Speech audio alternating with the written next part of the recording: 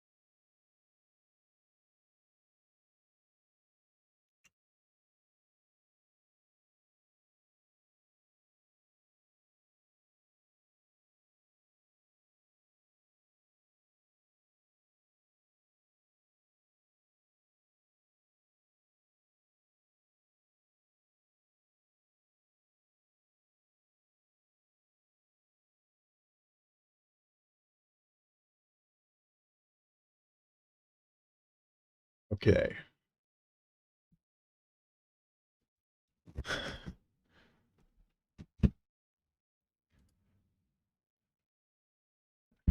What's up, guys? Yo, Benny, I'm live streaming right now, just so you know. Okay. Thanks, Benny. How, uh, oh, we got people. We got people. Thanks, Cam. Thanks for calling me an L streamer. We love you. Okay. So I guess I had a few things on the agenda for today.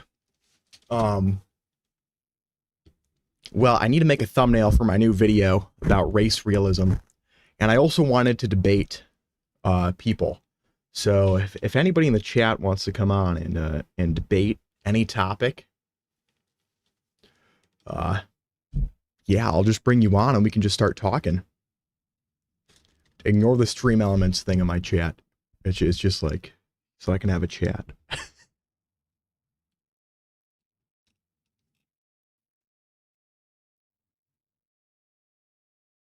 On the DC. Okay. So let me think. Urback.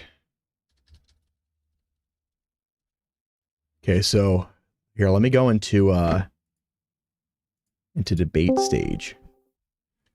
Okay, I'm in debate stage. Anybody who wants to join can join general. Can join general.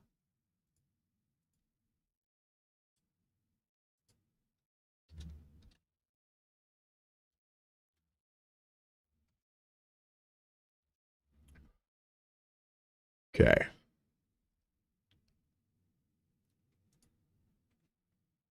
Chud Slayer, what's up? Okay. I mean, I guess I don't really know what else we should do. Okay, I did this too. Got this little thing set up. Ignore me. Oh, okay, I'll ignore you, Cameron. Hey, don't say the N-word. No N-words, okay? None of that. Does everything sound fine with like the with like audio and like the looks of everything? I guess maybe I could play like a video and we could see how that's looking. You look beautiful. Thank you. Thank you. Do I look like Tom? Who's Tom? Okay. New face says it sounds good, so I'm gonna trust him. So, okay. I assume you're not here to debate, but our good boy Urback is. So I'm gonna pull him over and we can get to talking. Whenever you're ready, Urback. Whenever you're ready.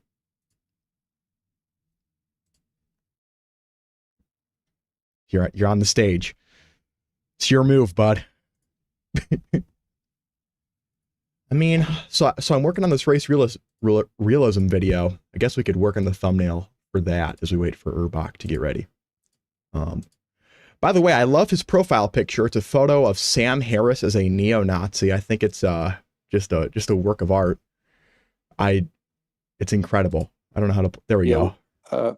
What's How up? long is the debate gonna be for? I don't know. I was thinking like maybe an hour and a half. Whatever you want, bud. I think I'm gonna be too late to do it. I'm sorry. Oh, that's okay. Don't worry. I really want it. You should do another debate next week. Okay, let's do it. Yeah, for sure, dude. I was really excited, but then I like messed up my schedule. No worries. Yeah, sure. We can do it next week. That's cool with me. I'll just. Okay, Logan. I'm not putting you in here. You're like 12 years old, dude. You're not coming on the stream. But yes, that sounds good to me, Urbach. Yeah, for sure. All right, I'll talk to you soon then. Have a good night. Peace.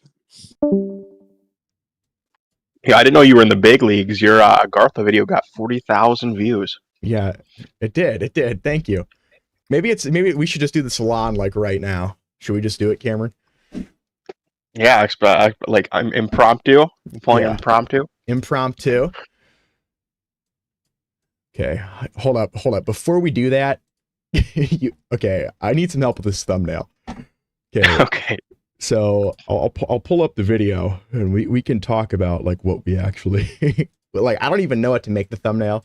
I feel like Fuentes has to be on it like somewhere. Oh, absolutely. That's like that's gonna be the centerpiece. Yeah. So do you have the stream pulled up? Yeah, I do. Okay. You should be able to see what's going on. Here, let me go to a good part. I guess we can just go from the opening. The world is a pretty crazy place right now, isn't it? From war in the Middle East, crime in our cities, and frankly, a lot of young folk not being able to find their way. Sorry, I'm late, King Pellin. It's okay, Mr. Goofy Guy. We forgive you. I'm just happy you're here. The world feels pretty terrible right now, but luckily for you, I have the one solution. You want to know the real reason you can't find a girlfriend, land a job, or buy a house? You want to know the real reason for crime in our cities? You want to know who's here to come and replace your white country? That's right. That's right. It's the blacks and the elite. Oh, I already noticed the part where I messed up. That's the intro, though, if you can hear it. It's kind of lighthearted, kind of not. It's very serious. Definitely not a joke. But it's also just kind of a fun little video. So I'll shut it down right now. Wait, hold up. Oh, hello. Can you hear me? Yeah, I can hear you. Okay, sorry. Your thing was turning green. I was like, what is going on? It's like weird. I gotta split the audio between your stream and Discord, or I hear you twice. Yeah. Okay. Okay, that makes sense. So let's make this thumbnail. If anybody else wants to come on debate, join. That background is beautiful. Okay, Kaido Patterson made this. Shout out Kaido Patterson. He's my future Prime Minister of Africa. Yes, he will rule all of Africa. He is the only Asian to do so. Okay. Got to get creative. I haven't done this in a minute. So you're lucky, dude. You're in a lot of luck. I'm a Photoshop master. Oh, really? Yeah, I took a whole class on it. I did that too. Oh, I guess we're both masters then. We're masturbators. Oh yeah. Oh, the person on the right is Charlie Kirk, New Face. That is Charlie Kirk on my backdrop. R.I.P. Rest in peace. We won't get into it. Gosh, I'm like spazzed out on a Xanax. I've never been live. It's been a while. No, it's been a long time. Yeah. Mr. Goofy Goober, I use Photoshop and Premiere Pro because my school gives it to me for free. That's the same. I get that too. It is incredible. So okay.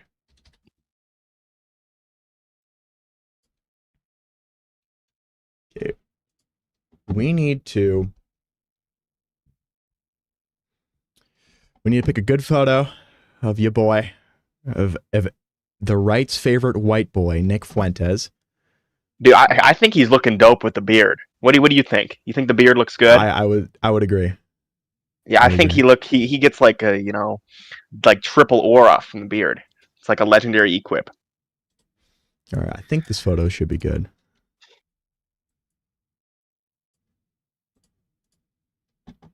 It's a classic. That's a classic photo. Yeah, this is where we have to start. Absolute classic.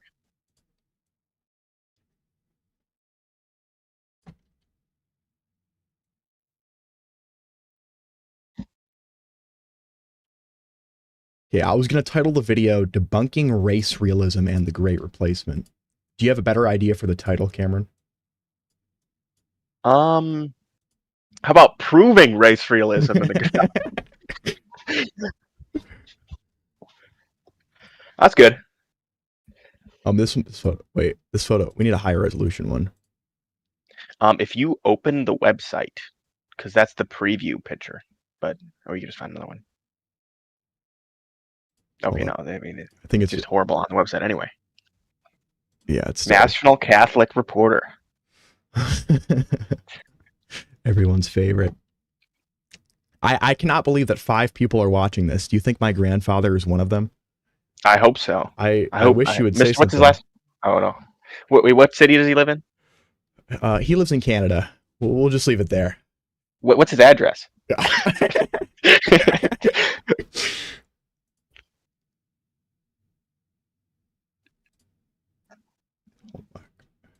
This one's kind of good. From the Jewish Telegraph Agency. That's incredible. I like the Blue America First ad. I think I like it. Where was it? Oh yeah. Yeah, just looking at photos of my idol. No, JK. JK, this guy's a fucking loser. It's my idol. Yeah, we know. Yeah, I guess we can just go with this one.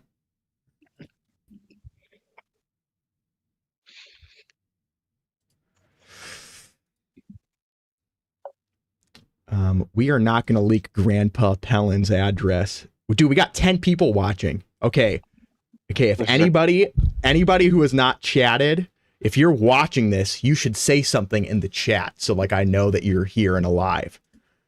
And Stream Elements bot will give you XP. Compete for first spot. I think Logan has the first spot right now. Yeah, Logan. You guys got to go to war. Yeah. Okay, all these are just like low resolution. And remember, anybody can join the Discord, and if you join General, you can get in on a debate with Sir Pellin himself, the Dark Lord. The Edge Lord. The Edge Lord. That's all I'd be doing. Okay.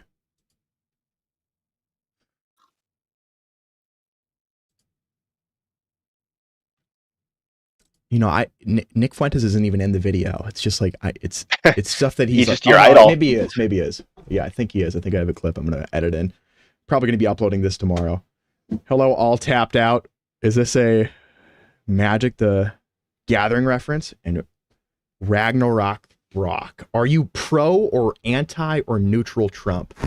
I'm significantly anti-Trump. I think Trump is probably the worst president in all of American history. So if you want to come on and discuss that, if you feel differently, please get on. We're open to new ideas, right, Mr. Edgelord? Yeah, of course. If you can change my mind, it'd be incredible. I think that Ragnar Lothbrok 2808 can do it. I think that he's got the power. He said, "Why?"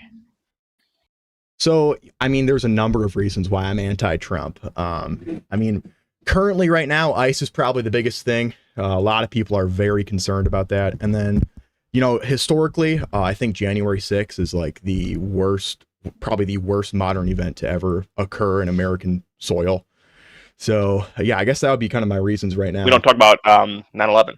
Yeah, besides 9/11. I guess after 9/11. Are you a Reddit atheist? No, I'm not a Reddit atheist yet. No. My boy Newface is, though. Yeah. So ask him about that in the chat. He knows everything about Reddit atheism. But, okay. Oh, Logan, there's a fantastic video by Pellin that you can watch. Yeah, we'll pull it up for you. I'll drop it in the chat. It's actually a really horrible video. So like, don't, honestly, if you skip it, that's a good idea. But this video is really bad. I think I should remake it. My recommendation is to watch it 4 times speed, or you can throw it into one of those AI video generators, and it'll chop it up and make clips for you, and you can watch it in 3 minutes. Yeah, so that is what you should do. How long is it? It's like an hour. 40 minutes. Oh Yeah. my gosh. Here's the main summary. There's a few different things that happened around January 6th.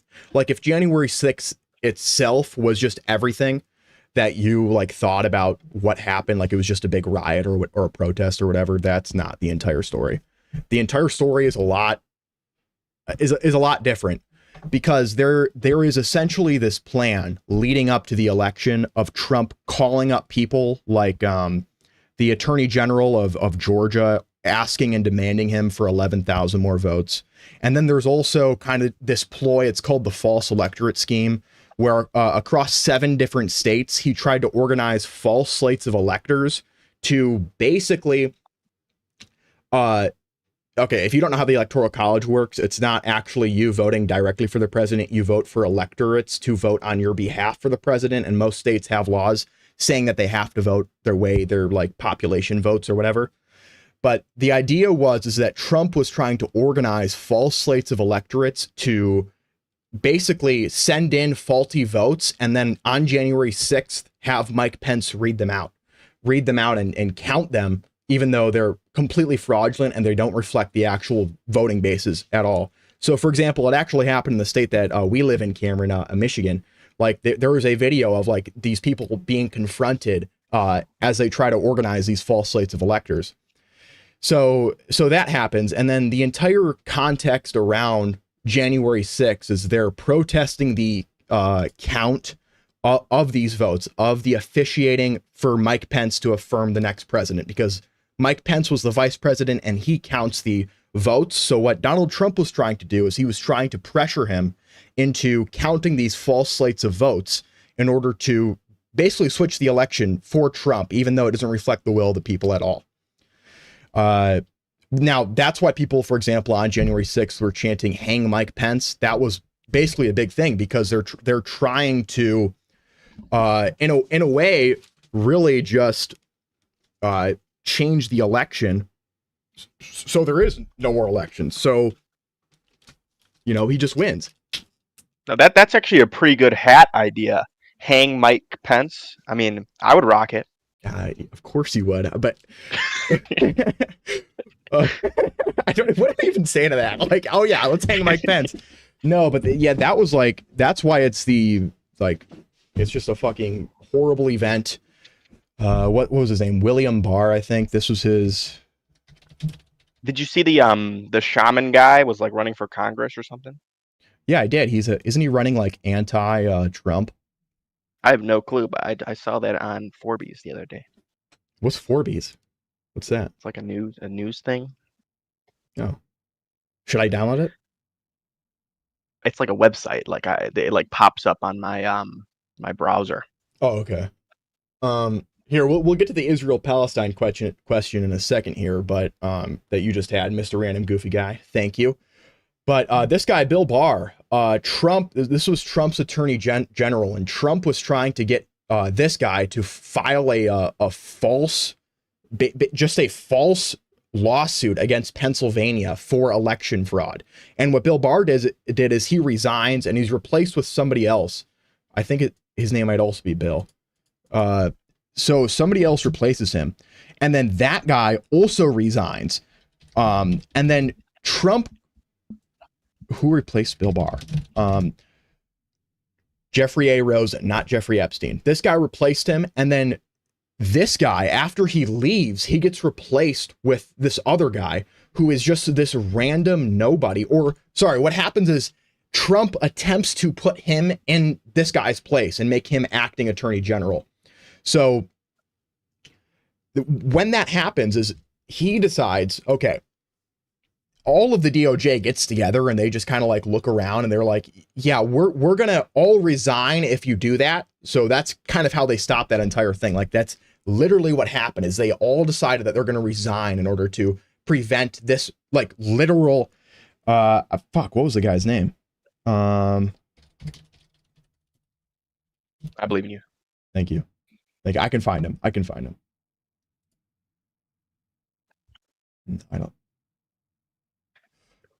This is not the right guy. But anyways, there's this guy who like it.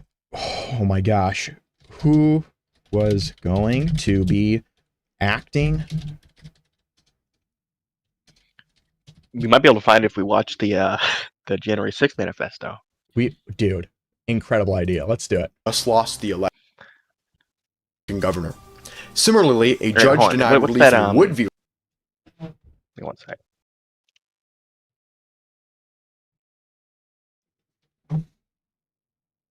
What, are you looking something up? Yeah, I forgot the website. I was gonna say we should throw it into this short video generator. Go ahead, do it. Let's see it. Okay, but this is like the amount of cases that happened after January 6th. Oh, sorry, no, before January 6th, in order to try to get the election overturned, and they literally lost, like, they lost 61 of the cases and only one of them won. Like, it was anybody who says the election was Senior stolen executive is just Eric like, wait, hold up, is it this guy? Machines in Antrim County, a truckload of ballots in Pennsylvania, ballots being scanned multiple times, people voting more than once, dead people voting, Native Americans being paid to vote, and more dead, listing their targets at... I don't know. I'm still really proud of this video.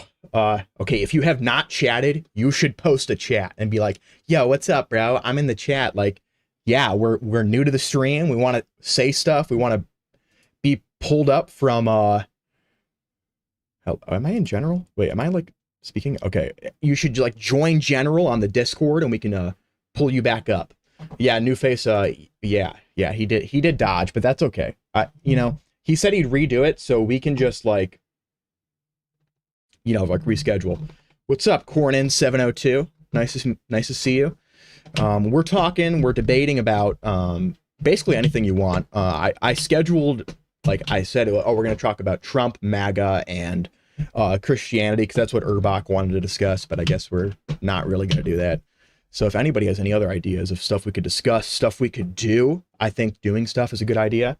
We could play like Roblox together. We can get a Roblox group chat. We can fucking run it up.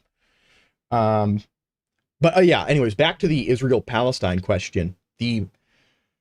Well, you know, originally, a long time ago, I used to think that there was no genocide going on or whatever, or like, you know, Israel is just in the right for defending itself from Hamas. And, you know, maybe at the initial period of the war, that's correct. But here is the entire thing that kind of debunks that narrative, is that people in war, we talk about casualties and what kind of it's proportionality, and what proportion of civilian casualties are we willing to endure in order to get the bad guys.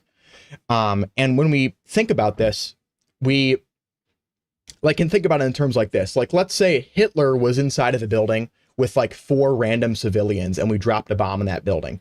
A lot of people, and maybe even me included, would say it might be morally justifiable to bomb that building in order to get rid of Hitler and like stop World War II or whatever. And the problem is that only really works up till an extent, because Hamas is like the smallest organization ever, and like most of their infrastructure and basically everything about them has been just completely torn up. Like there is no more Hamas. So when you look at proportionality, it's like for the Allies during World War II, the proportion of like people to combatants killed, for example, is it's like for every combatant killed, 2 people died. And then on the Axis side, it's like 3 people to every 1 combatant killed, which is like, okay, it's still pretty bad, but like there is certain things that you just have to sacrifice during war. But in this war, in the Middle East, in Gaza, it's just like, I think it's literally like 50 people for every 1 combatant killed, because there are not that many Hamas combatants whatsoever. I pulled up the numbers. You want me to? Yeah, sure. Yeah. I'm here. So for Israeli fatalities, there's currently 378 reported. For Palestinians, the report is at 70,100. Yeah, and some numbers are even That's higher. non-combatants. Some numbers are even higher. I was speaking out of this with somebody else, but like there can be there's immense underestimations of this too, because well, Gaza is like fucking blown up. Like odds are it's an underestimate. Some reports are reporting 230,000. Yeah, some go really high. Now not a lot of people have been reported as dying of starvation, which that's like a big talking point. And you know, like I guess that's good, but I would be willing, if somebody were to debate me on this, to just like drop that completely. Like, oh yeah, whatever. People aren't starving or something like that. Like they are starving, but they're not dying of starvation. So yeah, that's my answer to Israel Palestine. Thank you for asking that question. And Cameron, this was probably one of the best points you've ever brought up before, but we were having a conversation a few months ago about it, and you kind of posed the question as like, where does Hamas go? You know, like where does Hamas go? Like Hamas has nowhere to go. Effectively, all of Gaza becomes like a human shield area, because any Hamas operative literally, there is, it's like this a tiny little place on earth. Like nobody can go anywhere. But yeah. Well, and the other, pressing point about this is that what is the realistic threat that Hamas has towards Israel? And it's been proven that it's not much. I mean, the greatest over the past, what has it been, like 60 years, I believe, there's been about 2,000 Israeli casualties from Palestinians. And that level of threat is so like insubstantial when you're talking about like the percentage of deaths that happen in Israel. Like I guarantee more people like freaking overdose on fentanyl in Israel than or get killed by Hamas agents. And it's just like, I don't think there's any realistic justification that can be presented for killing probably over 100,000 civilians for such a negligible threat, especially in such a confined area. Like it's not like you're looking through Russia. It's not like you're looking through China to find somebody. Like this is a very small area. If they actually cared about only killing Hamas agents, they could send insurgents in there, individually like the US does. But I believe they have a different agenda in mind. Well, what's your thoughts on that? Yeah, well, I think the clear agenda is that they're using this war as like a front to effectively annex parts of the West Bank. This is a war crime. So like, let's say you're not convinced of genocide or whatever, which I get it. Like if you're not convinced, but what else they're doing is an actual war crime. So what they're doing is they're going to, it's called a settler colony. So what they do is they effectively, in the midst of the war, they have Israeli settlers going to different parts of the West Bank and effectively taking over houses that belonged to Palestinians prior, and effectively annexing more and more of the West Bank in order to just like make Palestine basically non-existent whatsoever. 1 second before you say anything, Cameron. I do not know who this guy is, Jason Giorgiani. If I never heard of him. MC Casablancas, you want to give us a rundown? Oh, he's with Richard Spencer. Never mind. Fuck this guy. No, I'm kidding. Richard Spencer's career, like overtone, is crazy. Like he is just like, I'm pretty sure he like literally 180'd. Like this guy is like the founding neo-Nazi. Like he is like the first, like before Nick Fuentes. Not saying Nick Fuentes is a neo-Nazi, but no. And if he's not with MC Casablancas, if you have Discord, you can join the Pellin official Discord and hop in a call, and we'll listen to you no matter what you have to say. Yeah, our stream is kind of popping. Anybody who is watching, I would love if you would join, and like we can debate almost anything you want. So if you want to join, unless if you're like a 9-year-old kid, you're not going to join. But if you want to go to general in my server called Pelham's Graveyard, it's in my bio of my YouTube channel. Yep. If you go to the stream description, you can see it. There should be the links at the bottom. Yeah, I think so. Yeah, there is. There's okay, good. Discord and Instagram are down there. If they don't work, let me know. But then when it comes to, thank you, Avon. I hope everybody in robotics is watching this, dude. That'd be so awesome. But when, okay, I guess we could keep on going. But I guess we can talk about my Agartha video because, you know, I have very mixed feelings about this video. Must have Lorwyn Eclipse cards. Yeah, we should learn about that. Wait, hold up. Do you like my YouTube feed? Maybe I should like use a different account for my like personal watching. Yeah, we don't. Is that? Never mind. Yeah, it's pretty incredible how like there's like actually people watching. That's kind of awesome. Avon, please do not project my screen to everybody. Please, please don't. I don't want that kind of. Casablanca just joined the Discord channel. What's up? Yeah. What's up? If you MC Casablanca, if you go into the general voice chat, we'll bring you over to the debate stage.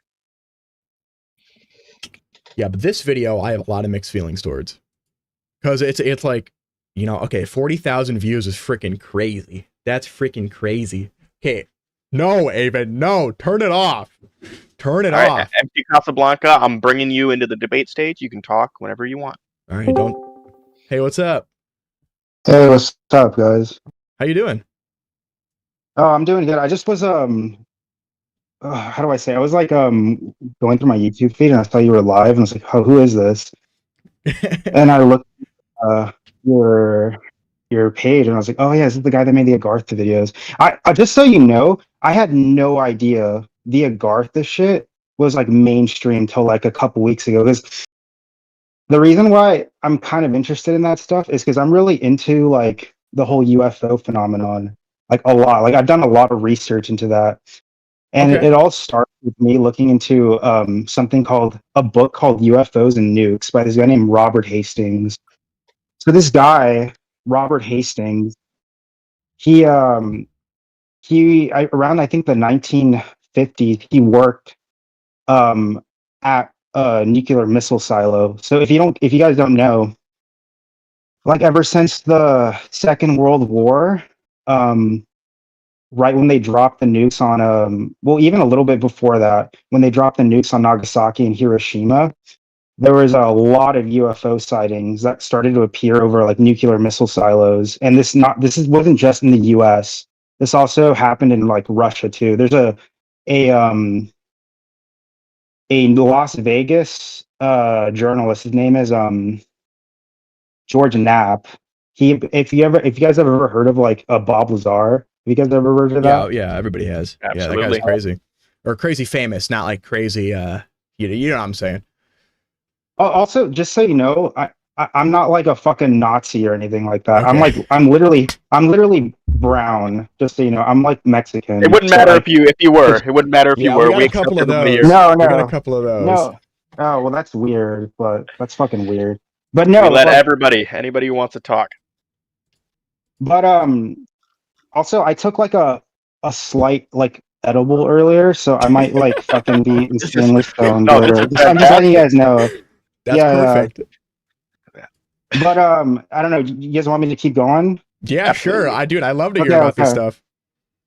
Yeah. So basically, Robert Hastings, he interviewed like a whole bunch of people who worked at these missile silos, and in 2001, and you can Google this.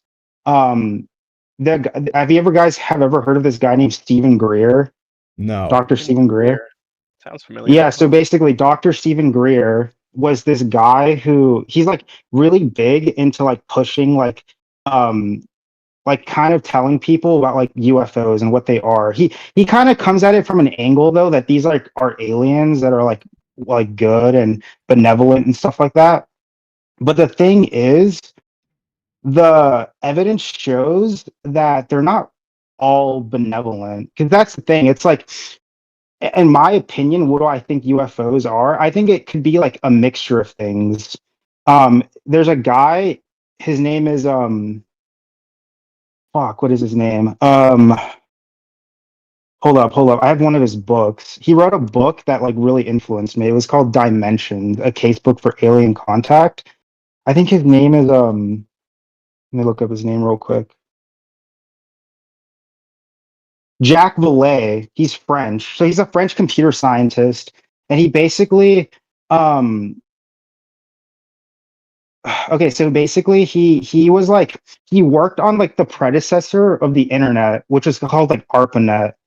And he got taken under a wing of his mentor, which is the guy named J. Allen Hynek, who in UFO lore is like really fucking famous. So basically, this guy, the U.S. government had like three programs to like study UFOs. They had the first one was called Sign, Project Sign. The second one was called Grudge, and the third one was called Blue Book, which Blue Book is like the most famous.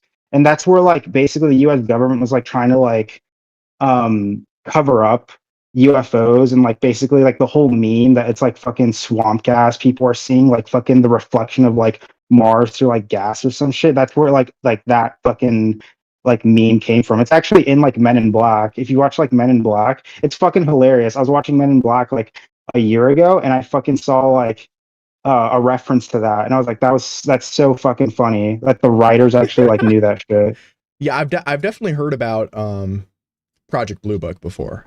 Like when I was when I was younger, I was definitely all about the UFO stuff.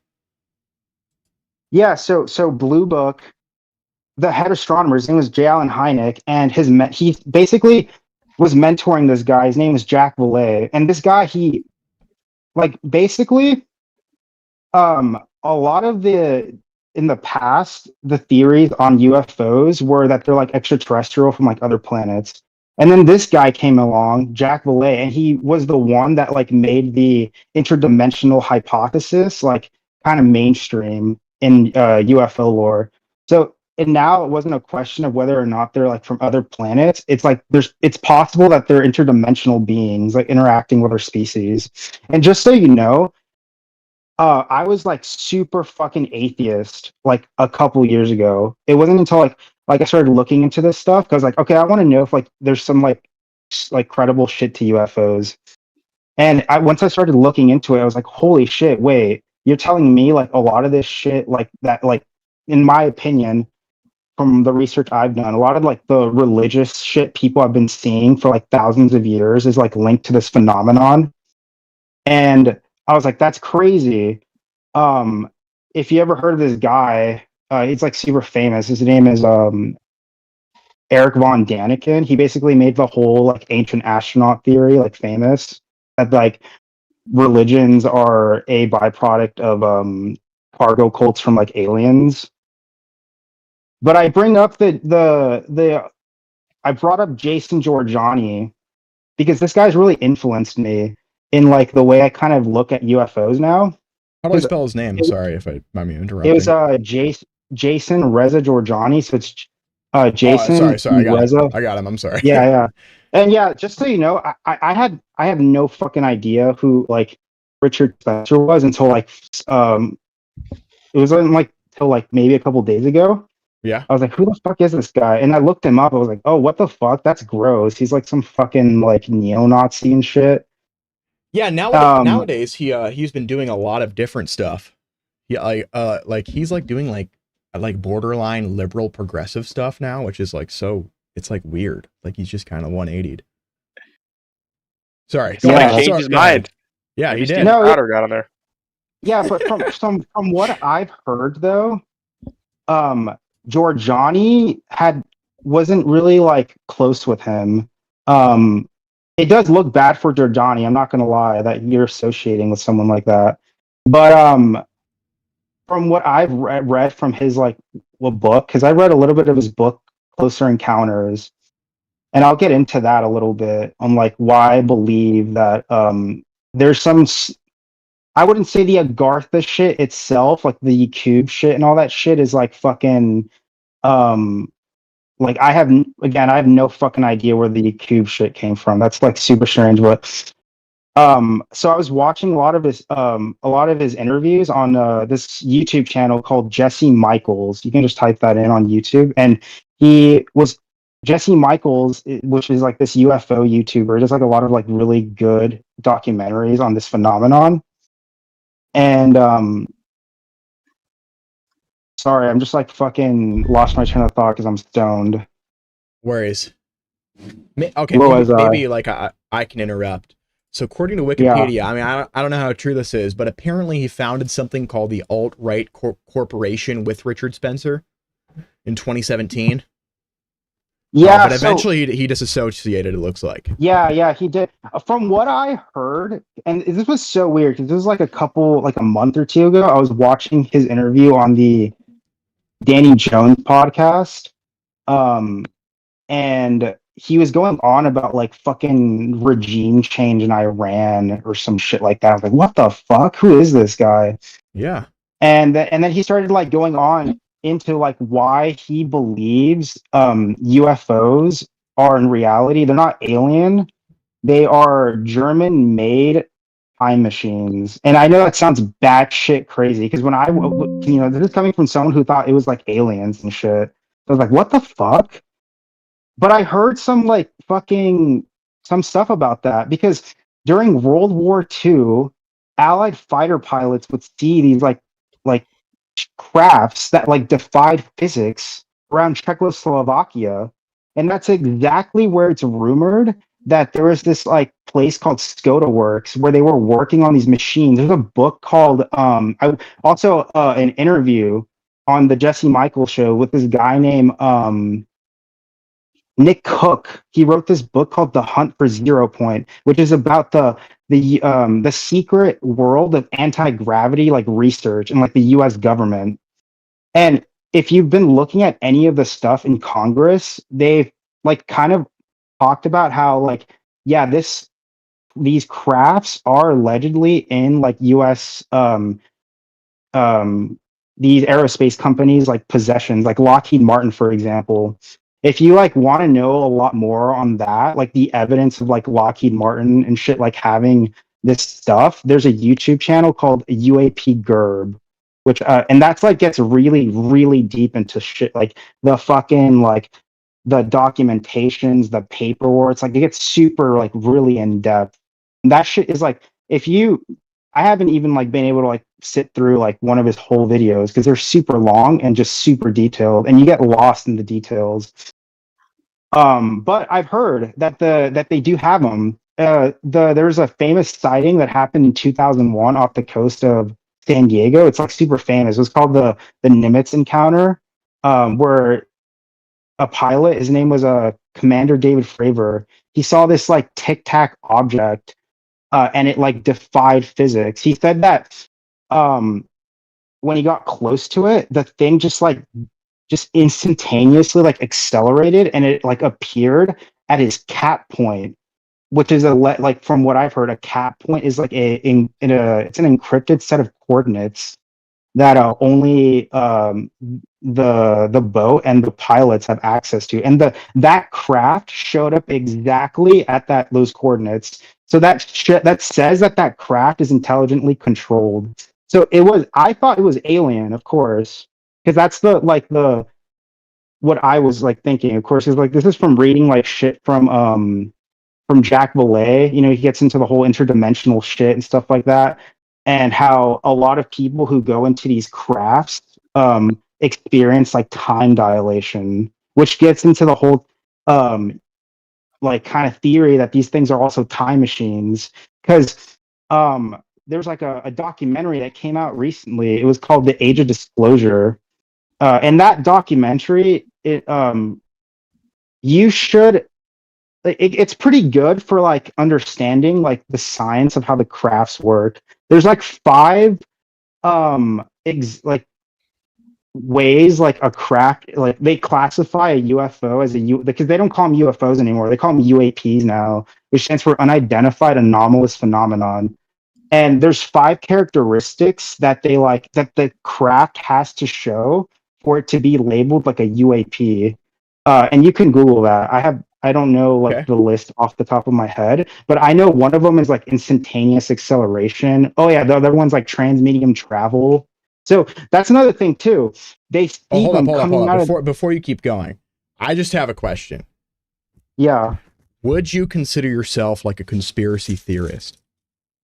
The people in chat are accusing you of being a conspiracy theorist. So what do you say to that? I don't know. I mean, like, I think it's kind of dumb to like say that conspiracies haven't been going on since the dawn of human civilization. Do Like, you okay, hold up. You're kind of rambling, so I just want you to kind of bring it towards like a coherent like a Focus. a thought. Yeah. Like bring it all okay, in. okay. Bring it home. Yes. So what should like what do you want me to What's like your point to? main takeaway from all this? What's your main point here? So, okay, my main point is I actually think there's some credibility to the theory that these things are time machines and they're made by Nazis. I legit think that, like, no joke. So I mean, hold again, on. like, let me clarify. So there is these unidentified phenomena that that have been documented and cited and studied, and then hold on, repeat what you said. so I personally believe that some UFOs that have been seen are basically machines made by Nazis during World War II. Okay. And they're basically like pseudo. I guess they're time machines now, but when they were inventing them back in the day, the first one that like designed that they like kind of like invented was something called Die Glock. It's like the bell, which is super strange because it's like, and this is some coming from someone who like played like Call of Duty Zombies when I was younger, but a lot of that shit in COD Zombies is actually taken from this shit. Okay, so you believe yeah. so? Hold on. So there's these would you call them aircraft, like Nazi aircraft that allow for time dilation, and you believe that this claim is kind of given credibility by all these people who are interested in it, all these different countries and agencies. Is that am I taking away something correctly here? So I think there's like, if you study the close encounter phenomenon, there's a lot of weird shit that points to like a breakaway civilization basically controlling like everything. And I personally believe this breakaway civilization is made up of these Nazi scientists and these US aerospace companies that have been brought into this like breakaway civilization, which gets into the whole like kind of Agartha shit. Which again, I don't think it's a Agartha. I think it's mostly related to like this also these occultist like esoteric beliefs related to also to like, I have a question on this. So do you believe, would you say breakaway civilization? Do you believe this breakaway civilization is like a physical place, or do you think it's like a like sort of a society, or sort of like something integrated? So I think it's a society of these Nordic aliens, as people say. Like they're like they call them tall whites, Nordics. Like that's one of the species of like UFO pilots people see. So you have like different species of like quote unquote aliens people see. You have like these again, you have the Nordics, which look like they from what I've heard, they're white skin, blue eyed, like they look like supermodels, like super beautiful and shit. And then you have these like gray aliens people see, like the stereotypical look of an alien, which is like 4 foot, 3 foot tall, like aliens. Then you have, of course, the classic, like, and this gets into like David Icke and shit, like reptilian humanoids. And then the fourth one would be like these insectoid mantis creatures. I don't know too much about that, to be honest, but I've heard those are some of the like the beings people see. And then yeah. Do you believe that this influences Yo, okay. Avanos in my chat, bro. If you love Trump, bro, come on the stream. Come on, join my Discord below and let me put you in the call. Sorry. Jeez. Like, shut the fuck up about Trump, please.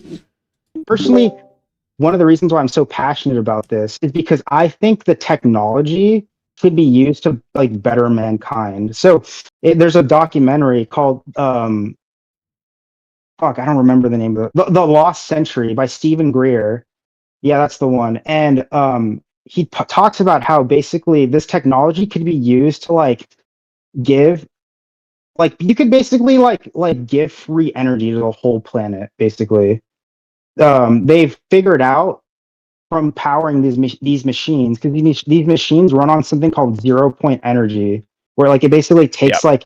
like energy from like the the nothing in a sense. And then like if you look into from what I've heard, like Nikola Tesla, he like was thinking about this shit. There's like a machine Nikola Tesla like was working on that like looked like a saucer, like a legit like flying saucer. And this also gets into the work of this guy named Thomas Townsend Brown, who was I'm in Fortnite, Lois. Lois, I'm in Fortnite. I'm in Fortnite. time travel and shit like that. And he was like one of the scientists who were working on anti-gravity research. There's like videos of him literally like working on something called anti-gravitics, or I think Stephen Greer calls it well, I don't remember what he calls it, but it's something to do with like electricity. But that's my main, if I were to like summarize my point, I think that this breakaway civilization is behind a lot of shit. I mean, I wouldn't doubt that, like, you Okay, know, a and lot of by a lot of shit. Like, what do you? Is there specific things that you believe that are that this breakaway civilization is responsible for? Like, well, do you I have mean, specific like, things? I wouldn't doubt that they're behind, like, um, a lot of the divide we see in America and the rise of like fascism and shit. Because if you do have a breakaway civilization of like Nazis controlling everything, like, I mean, I don't know what to say really. Um, yeah. Very, very interesting points. Do you want to say anything in closing? Here. Yeah, so I guess one of the things I will say in closing is one of the things that like to support my theory on why I think these like if these beings do exist. And there's a very famous case, these cases that happen in Brazil called Colares, Brazil, where these native people in Brazil were being attacked by these UFOs. Like, and the thing is, if you look up these cases, you'll see like there's actual like newspaper documentation of these people who were like actually attacked by the like they have burn marks on their skin and shit. And um, the thing is, there was a woman who went down to like investigate and like medically give her medical services to these people. And one of the natives said they were asking her like, how did these pilots look like that attacked you? And she says they looked like you, miss. And she was like she looked European in a sense, like Caucasian.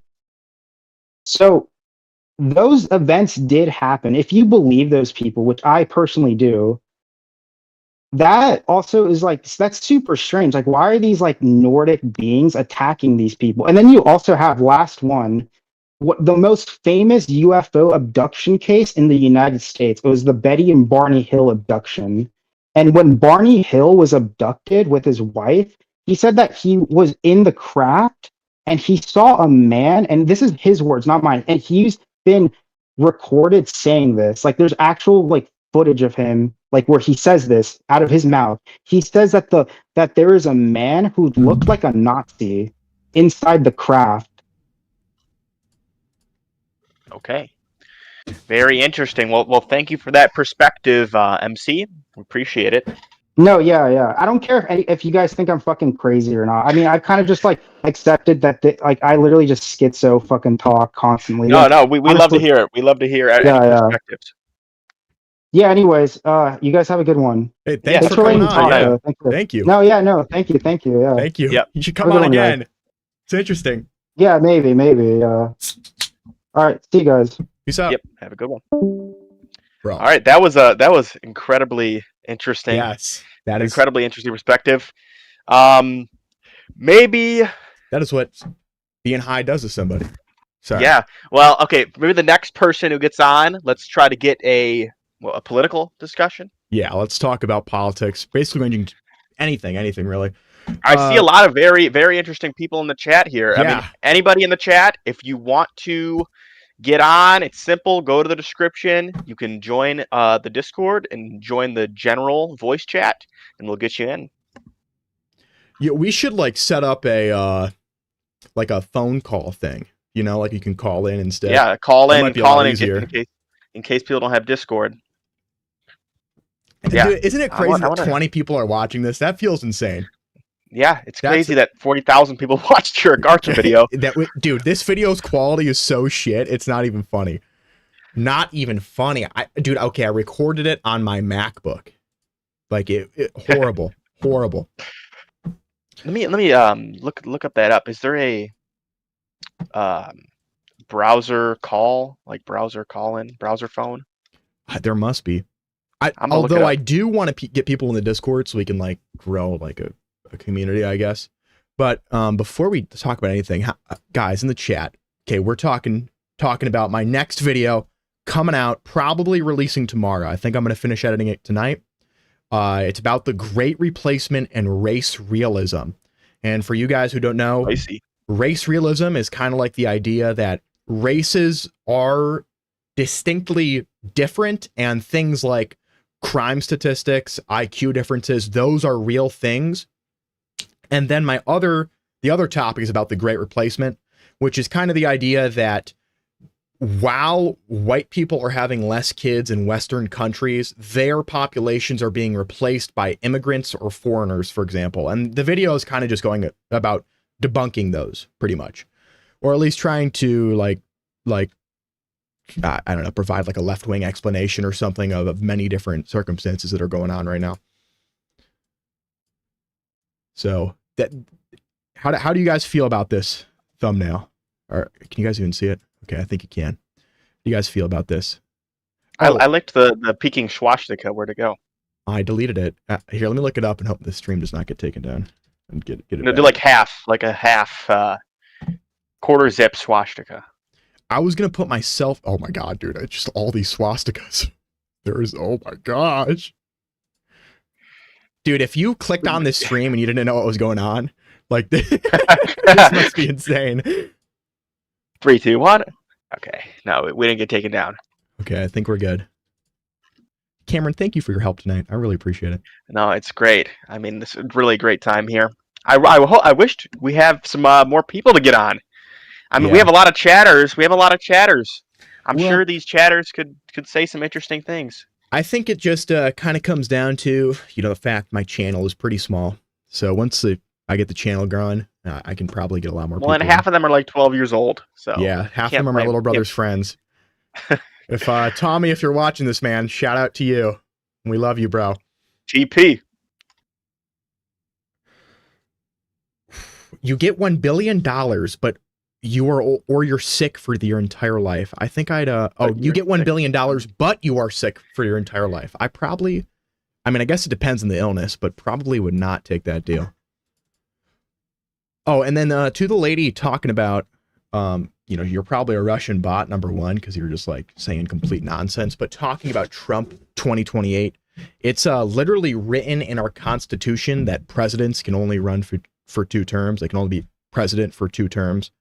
So if you're calling for that, you're actually calling for something unconstitutional. But I mean, hey, we'd love if you have the availability, we'd love to hear your perspective. Yeah. Yeah, I think the peeking swastika could work. Yeah, I think you might have to. Yeah, I think you got to get it lower, like it's just peeking its little head out. The Agartha thumbnail has the swastika. Yeah, the Agartha one. Yeah, I like the way you did it on the Agartha. That's like the exactly how it should be. Let's do it like that. Yeah. I hope this stream does not get taken down. Please, YouTube. Dude, the Agartha thumbnail was your best thumbnail, dude. Look, that one's crazy. That one stands out, yeah. Yeah. Oh, I'm gonna remake some of my older videos too. I think it's time. Tucker is moving to No Qatar. way. There's no way. There's That- no that's way. that would be a very interesting way to see Tucker, dude. In a freaking what are they called? Dude. Oh, in December Turban? he announced that he's buying a house. Wow, What the hell? got that APAC money. No, he lost it a while ago, didn't he? Yeah, he no longer gets money from APAC. He probably So is, gonna is be on he getting that anti-Semitic freaking elite. Saudi prince money yeah, now? dude, just like Donald Trump, like him accepting that jet. He's taking that money. If you clone Trump, would you allow for more terms? No. Full. No. No, Oh, I hold guess on. that's a question about individualism. Like that's Yeah, a question of I mean, like, who are I would you say really? so. I would say if you clone somebody, they are a different person, even if Hmm. they're the same person. But they have the exact. I mean, I guess they're still a person with inalienable rights, but they're like the exact same person as somebody else. And But like that's assuming like they live the exact same experiences up until the point you clone them, or like they have the memories of the experience. this is this is going to be a real question at some point. Yeah, one day. I mean, you know, I don't know. Some would say it's already here. It's kind of like if you go through a teleporter, you know, like when you go through a teleporter, like, and then your Oh, yeah, Star cells Trek. are moved, or it's like, oh yeah, what if you actually died in there and like we're killing hundreds of they people? reconstruct you. Yeah. Would you torture a small clone of Hitler if he thought he did the Holocaust? I don't think so. Like, are you by small? Do you mean like a action figure, or do you mean like a midget sized Hitler, Or a child, or a baby? That sounds like an Would you- incredible skit. Would you torture baby Hitler before he did the Holocaust? Would I torture baby Hitler before? Oh no, he means yeah. He must mean. You know, that's like the question of would you kill Hitler before he did the Holocaust? Like you had a time machine. Yeah, maybe I'd torture him if it was like afterwards, like after he did it, and they'd be like I'd poke him with a pencil, like just like over and over again. Dude, I don't know. I don't think put him in like a bowl full like of an action worms. figure, new face. It's very interesting. A little action figure of Hitler. I think I'll just keep him on my desk and even I don't know, hold my beer. Just like kiss him, like spit Okay, on him. You would kiss him. Yeah. Put him in a jar. You know what I'm saying? Okay. Sorry. New face, do you want to come on? Do you want to come on? New face. Like, we I know would we love. don't. Like we're basically like 1-to-1 duplicates. Hold up, Ian Morgan is calling me. This is crucial. Ian. Oh my gosh. What's up, Ian? Freaking Hawthorne. I am on stream. Okay, I'm putting Ian on speaker. Don't say the N-word. If you say the N-word, dude, we're done being friends. Hold up. I'm getting you on speaker. Here, say something. Hello? Hey, Cameron, can you hear Oh, we him? hear him. Okay, yeah, good. we hear him loud and clear, Mr. All Morgan. right. I need you to do something for me, okay? JTO gameplay, got it. One, JTO gameplay. Stop putting Nazi symbols up on your screen. And Okay. two, I need you to come and pick up your order. It's been ready for like a couple days now. Yeah, I did know that. Could I pick it? I'm gonna be home not this weekend, but the following weekend. Can I pick it up then? How about I just take it home? That sounds good to me. Thank you. All It's right. on recording too. You have to be held to your word. That's fine. Also, you should come by. You should buy right now. You should just buy right now a collector booster box of Lorwyn Why? because it's a freaking good set. Oh yeah, I should. Yeah, you're right. Okay, we're Magic the Gathering fans. All right, I'm gonna let you go, Ian. I'll see you later. All right, bye. Hit show password. I think don't everybody would really love want to to. I'm give kind of you a having Roblox. to guess my password. You guys are gonna have to just deal with my face for a second. Sorry. I forgot what I made it. Ian Morgan, My King by what's this guy's name? Avon? Is it Avon? Avon, yeah, Avon. Avon from High School Robotics and our high Yeah. school. What's up, Avon? Yes. Ian Morgan, My King. Now I have a question. Is it just like people? Okay, we got actually like a decent amount of people, but is it? We had people- 23 at one point. Yeah. My main question is it the same people opening it up on different devices? Like, for example, Avon said he was showing it to the entire robotics people. Like, is that what's going on? Or is I it, don't think that counts. I don't think I've tried no, that like if before. it's on like they're on different accounts and stuff. Oh like, yeah, maybe on different accounts. Yeah. Okay, goodbye, Mr. Random Goofy Guy. Oh man, goated He says, chatter. I'm gonna Freaking go goated. now, King Pellin. All right, Arsenic Sirens 0162 says, I love you. thank you. You're my Thank hero. you. Thank you. All right, Is let's. this a true cell? Is Arsenic Siren a true cell? You know, I don't know. Void. Sorry, no way. Goofy Goober. We'll see you later. Thank you for coming by. We appreciate it. I think I enabled it so. Castile. Oh, what's up, Castile? How you doing? Okay, so that is what's going on. They're just opening it up on different devices. Well, you've got a fan base of true cells. I mean, they're coming in for you. Have you seen this guy? New face. You can hop on for a minute. Dude, Ooh, let's okay. go. New face. I'm bringing you in. You can talk whenever you want. What's up, New Face? How you doing? Hello, doing good. Awesome. Yeah. I know that we don't really disagree about anything, like Yeah. whatsoever.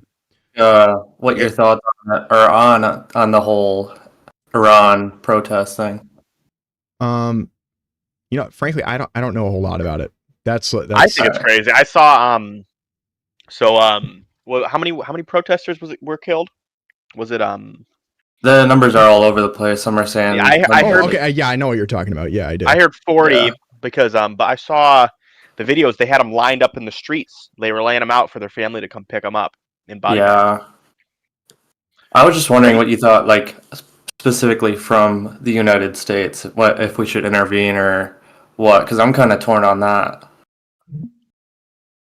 Pellin, you want your perspective first? Or you want me to get a perspective on this? Yeah, sure. I guess I'm generally against foreign interventions. I mean, I'm talking from like complete ignorance. Like, so I really I don't know what's leading up to it, but I'm generally against U.S. intervention into any wars. Yeah, I would say the same thing. I would say I'm against intervention. I think I might even be more anti-interventionist than Mr. Pellin here. You probably are.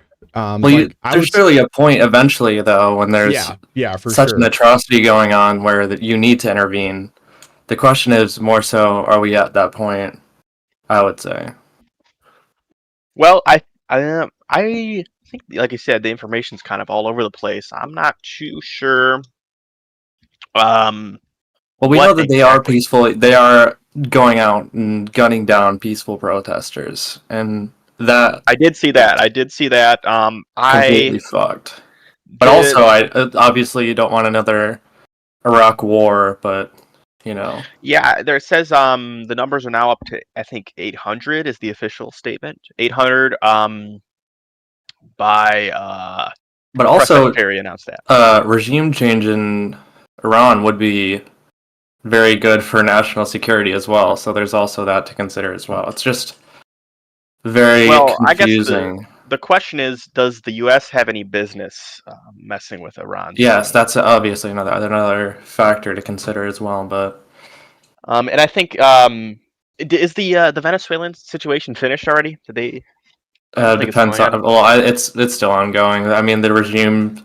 It's still Maduro's vice president is running the military and everything. I mean, I'd say we still got a ways to go. We need to have an actual election over there, I'd say, or maybe it's just going to be possessed by the U.S. for. The reason I think that the Venezuelan intervention is somewhat more justified than the Iranian one is because of the proximity. Like, I feel as the United States, we kind of have a responsibility to ensure peace in our hemisphere, because we're the superpower of the hemisphere, obviously. But that's where the issue with Iran comes in, is that there's so number one, other than like geography, but there's so much in between us and Iran when it comes to like what is the realistic threat that Iran has towards U.S.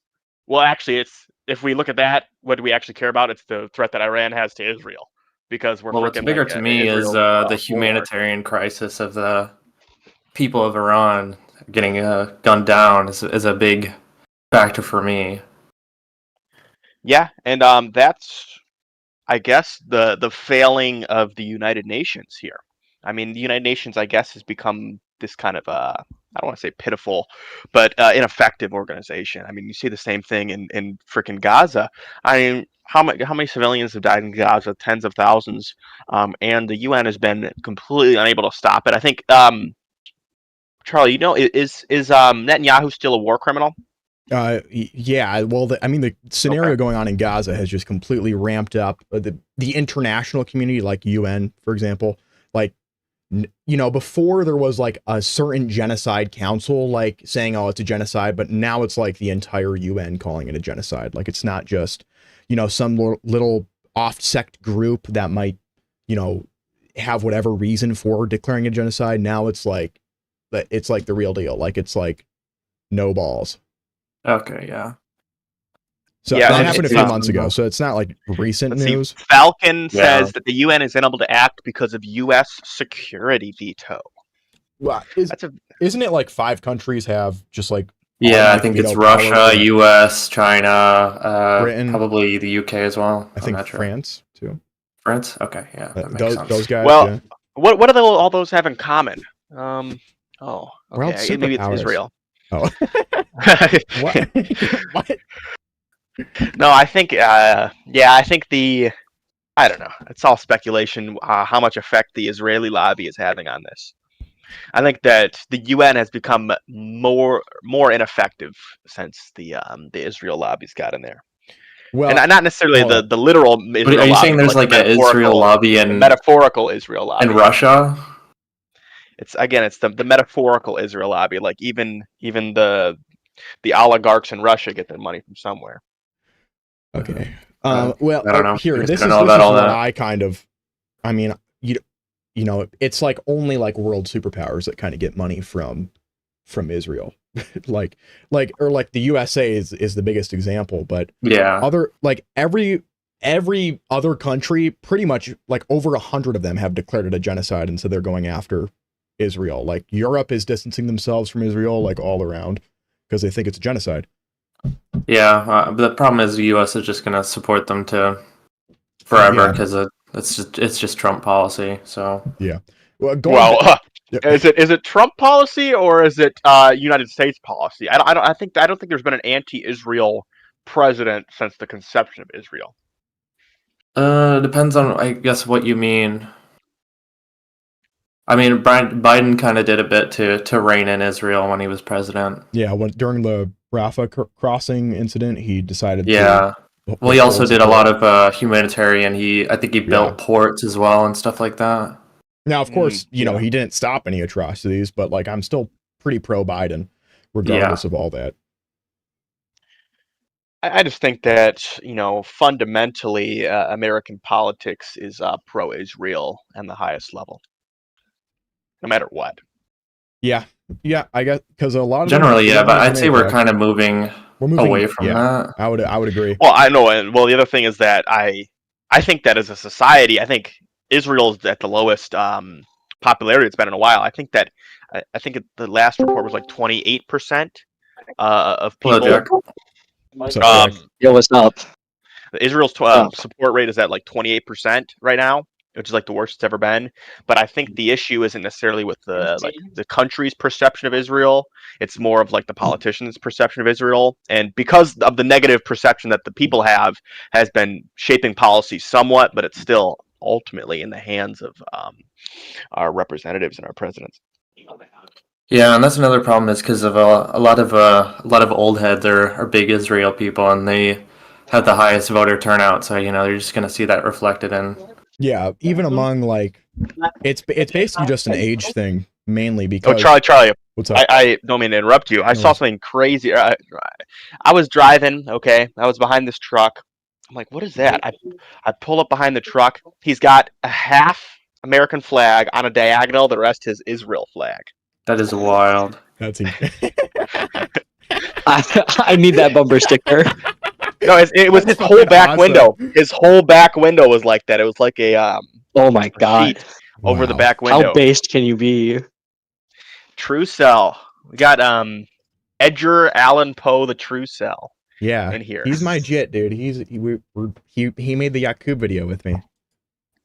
Incredible. He made the Yakub video. Yes. All right, I'm gonna tap you in, 50. Charlie. I'm tapping you in. You're taking over the discussion. I gotta go get a drink. All right, I'll see you later. All right. Okay, I guess he's coming back later. I guess what I wanted to say in response to what you guys were talking about Venezuela, literally the previous Honduran president has been pardoned by Trump like just a few days ago for the exact same crimes that they're accusing Maduro of right now. Well, their accusations have been all over the place with Yeah. what they say, why they said they did it. I mean, they said it was for the Venezuelan people, for oil. It's just been. Yeah, I mean, I'd say their clear motive is oil, just because of their meetings, their press meetings with oil executives on how they're going to divvy up the Venezuelan oil. Is just. Yeah, and a lot of our oil comes from Canada right now, and I was discussing this with one of my friends, and he kind of was explaining to me that we rely on Canada so much for oil, like we import a lot of it. But the problem is the tariffs right now have made Canada just fucking hate America, and that's what Carney's the Prime Minister of Canada right now, his entire campaign has been about, just like getting Canada like just as far away as possible from America. And so, you know, for example, I'm pretty sure Carney just spoke with how do I spell his name? He just spoke with China, like he's like striking trade deals with China and importing stuff from China instead of going through the U.S. I also want to say, from like an international perspective, it's very much worth pointing out that Trump's justification for Venezuela was the same justification that Putin used when he was invading Ukraine. Exactly correct.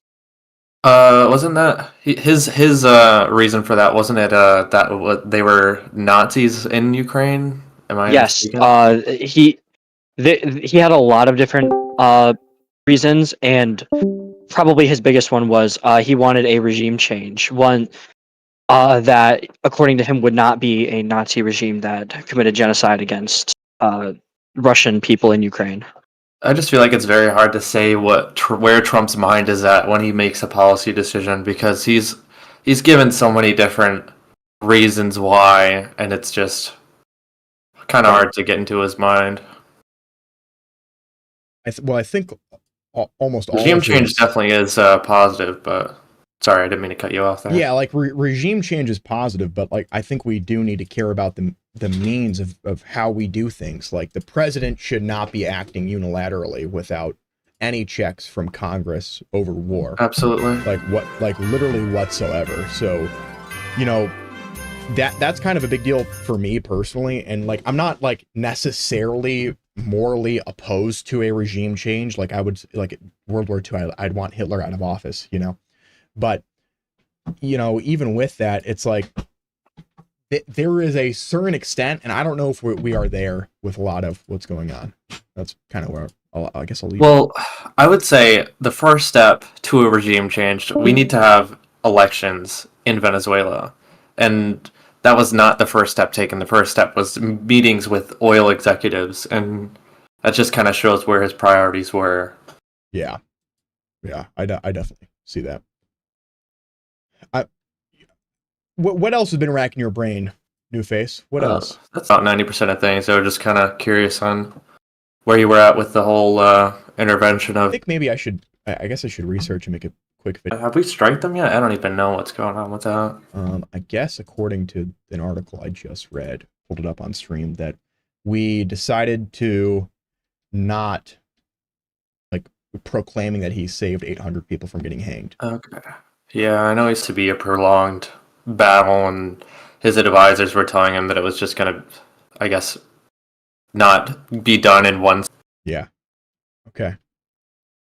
I guess how's your life just college and on Tuesday this week, so a bit weird to start in the winter semester, but are you happy you did it? Like I mean 35 hours a week on top of that, so it just keeps me busy. What do you do for work right now? Yeah.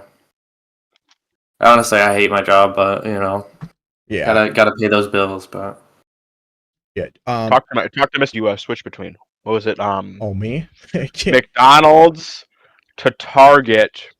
When I was 14, and then right as I I started. You could work at 14. Yeah, here. So I did that, and then I saved up for a car, not like a new car. Like it was like $3,000. Like, well, you bought it from your dead uncle, right? Yeah. How do you bought it from your dead uncle? Is that what you Or said? Yeti. It Oh, okay. was worth like $5,000, so I got a very good deal, like $2,000 off. Like, yeah, yes, please, like 110. But Is it split with your mom? Yeah, and I have no Okay. fault insurance. Okay, yeah. Isn't Michigan a no fault state or something? Yeah. Yeah, like Yep, you're it's- required to have that insurance. Like, Yeah, that's what I thought. Yeah, so but mine no isn't- fault is the base level. So it doesn't matter. Like, so all the insurance is technically no fault, but there's more premium plans than no fault. Okay. Well, I leased my car, so I gotta pay full coverage anyway. So Charlie, do you know? So guess how much Braden's insurance was? He looked it up. How much? 900 for no fault. Why? Because he's never had a job. Oh, He's never okay. Yeah. like Yeah, he's just got kinda like- nothing. Yeah. what is that for 900 per? Is that like for 6 Month. months or something? No, 1 month. What the fuck? It must be for a longer period of time. No, I saw it a page. It was well, he just got his license a month ago. How old is he? He's pushing 20. So it's like this is like the worst combination ever. I think, okay, for this thumbnail, I think I'm gonna put like my face somewhere on here, but I don't know where. But I'll work yeah, on it's that. not really a good place to put Yeah. it. Put by it. the Hold on. spot, yeah. Raise the picture of the people in the background and put your face on one of their faces. You would be That would be deep fake. funny. That'd be funny. I'll get it worked out. We went from like 20 people watching to 4 people watching. Isn't that freaking awesome? Only the true cells. The true Yeah. cells remain. I bet my girlfriend is watching. I hope she is. I hope she's not playing Minecraft. Yeah, she doesn't. I don't think she plays video games anymore. She just kind of like does her own thing. She's just Say a goodbye. femcell void. No, she's amazing. She's the best person I know. Thank you. Not you, my girlfriend. Oh. All right, I think I'm gonna boot up this Terraria.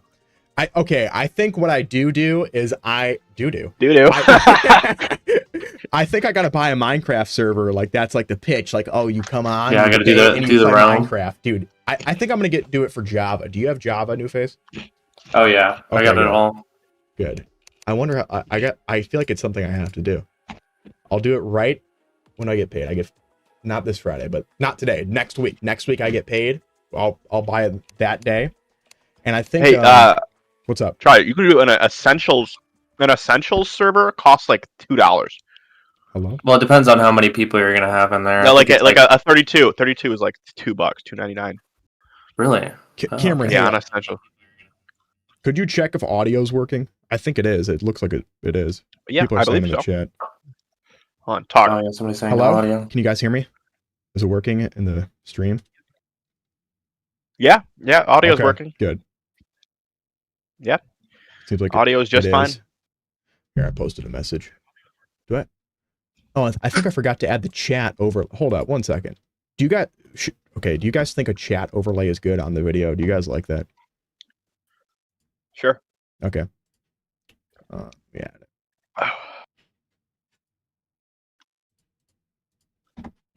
One watching, dude. We're down to one true cell. So they're rebooting. I Okay. trust. I trust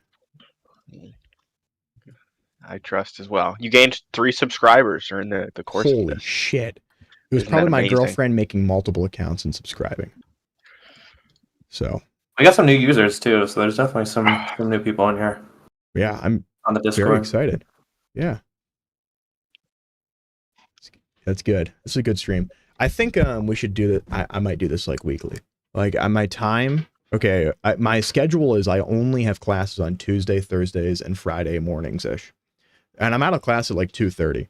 And the only like I work on the weekends too, but I work like every other Saturday and I work on Tuesdays right now. So it's not even like it's lightweight, and I can still make videos now. So like with this extra free time, I'm just gonna go fucking all in.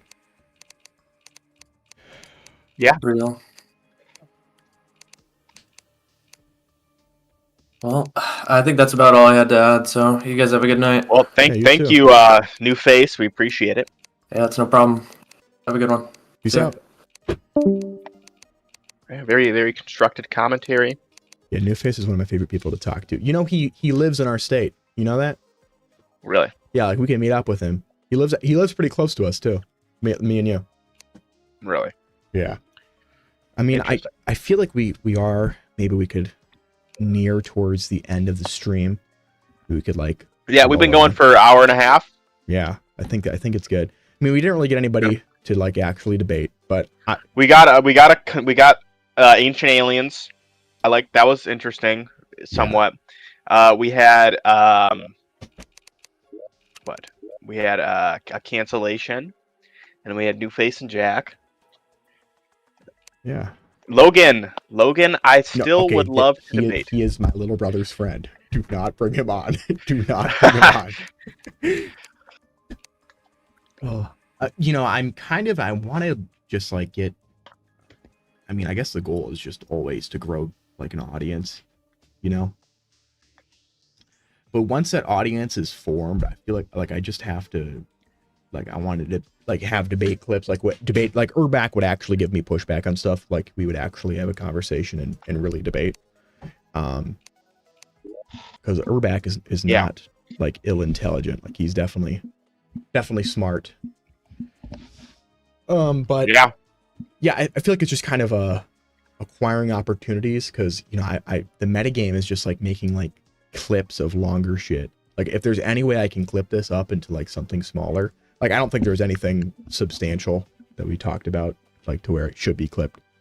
Maybe like me explaining like some different things or something. But Cameron, what platform do you think I should stream on? Do you think it should be YouTube or do you think it should be Twitch?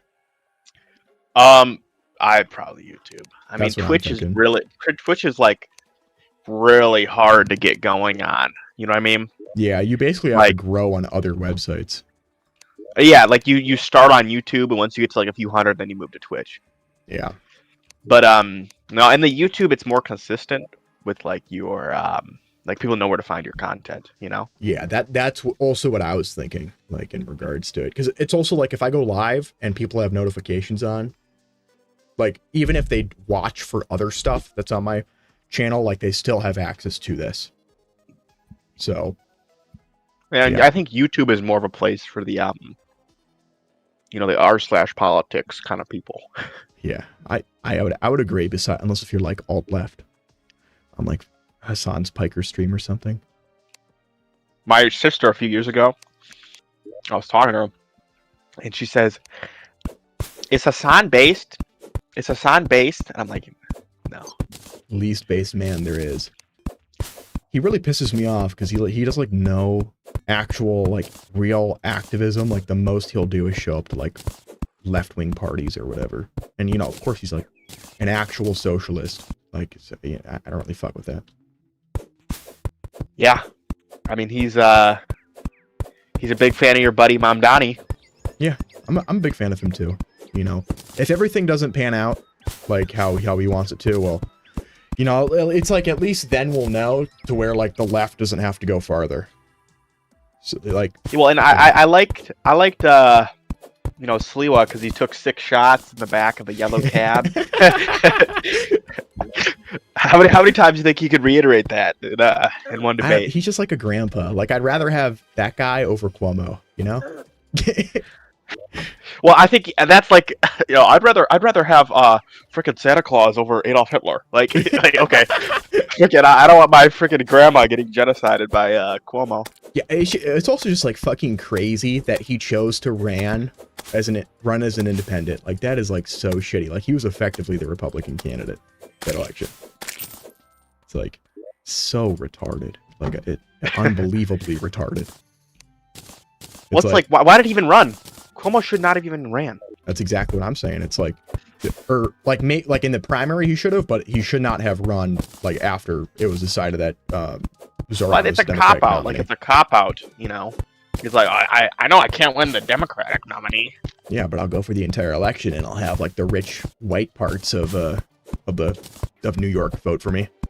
The rich Jewish parts. Put the little asterisks. Well, like Jewish and white, like they're like. It's one whole. Yeah, ball, the thing. 80% of Israelis are 0% Hebrew. They're 100% European. Really? Yeah. Only 20% of Israelis are actually Hebrew. That's great. Okay, I'm looking it up. Look it up, dude. Thought true cell knowledge. Can I get a W for my true cells? Oh, there's 11 true cells. Watching. 11 true cells. We are feminoids. That's what we are.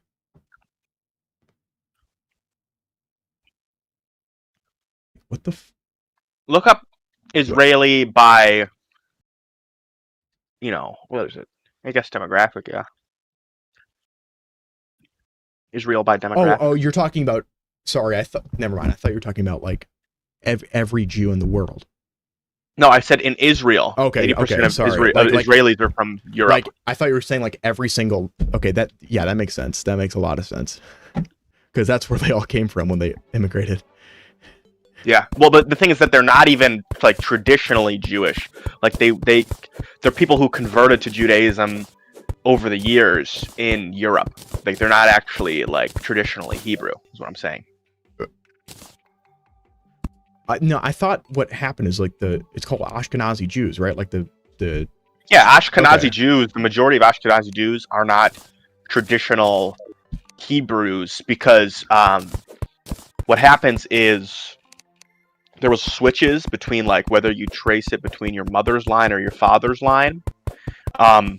But over the years, basically all of the Jewishness got bred out of them. So they're like 100% European, even though they say that they're Jewish, but they're not actually like biologically Jewish. Like their ancestry doesn't originate from Israel.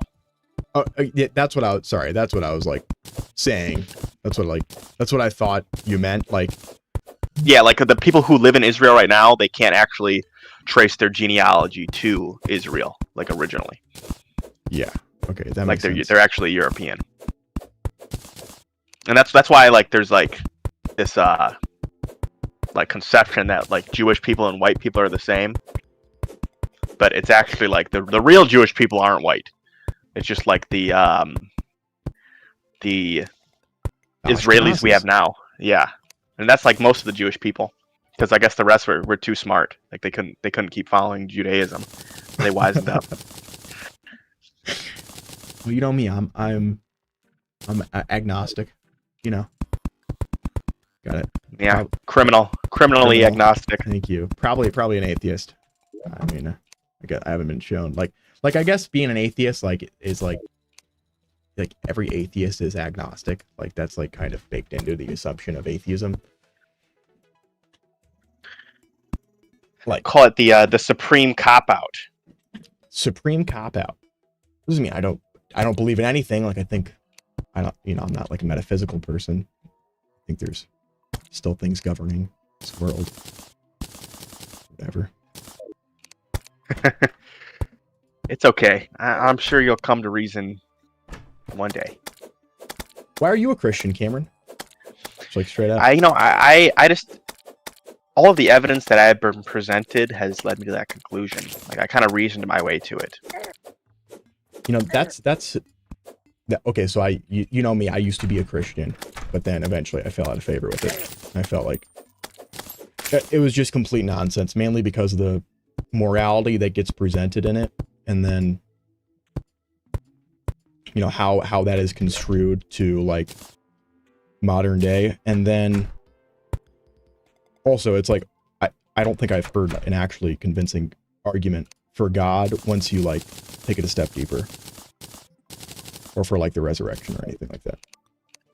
Yeah, and I think that the issue that a lot of people have with that is that they approach the situation with a fundamental,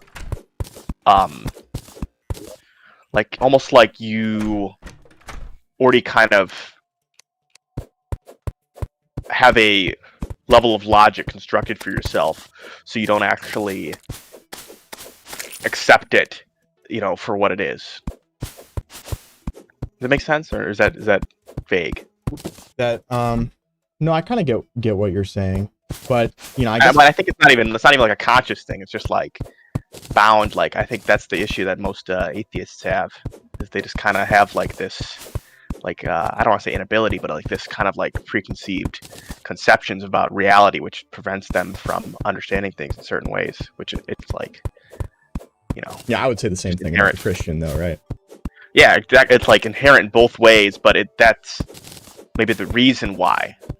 Like if we're just talking about like the cause, like Yeah. like the reciprocality of it doesn't really matter. It's just like the reason, and I think that's the reason for a lot of things that are like kind of one side or the other, is that there's like you have this kind of preconceived things about certain subjects, and it's just like extremely difficult. Like no matter how like logically inclined you are, it's difficult to actually like reason yourself out of how you are. Makes sense. I mean, is that Yeah. foreign, No, or you get that? No, I completely get that. I don't know. I've had a lot of time to think about that. I mean, I guess if you've been thinking about it, what's the strongest argument for God? Well, okay. So I think you can break it down into a few. So there's the argument of evidence. There's the argument of authenticity, which I mean you've probably heard before, where the documents, because when people say the Bible, they're like, oh, it's just a book. The Bible isn't really a book. It's a culmination, a bunch of letters, documents, manuscripts. Yeah, it's a library. Yeah, so that's kind of a very common misconception. They just think that it's as fallible a conception as a book is, because a book is like a whole that is written with express purpose at one time. But the Bible is actually just like I said, it's just a bunch of these documents compiled together.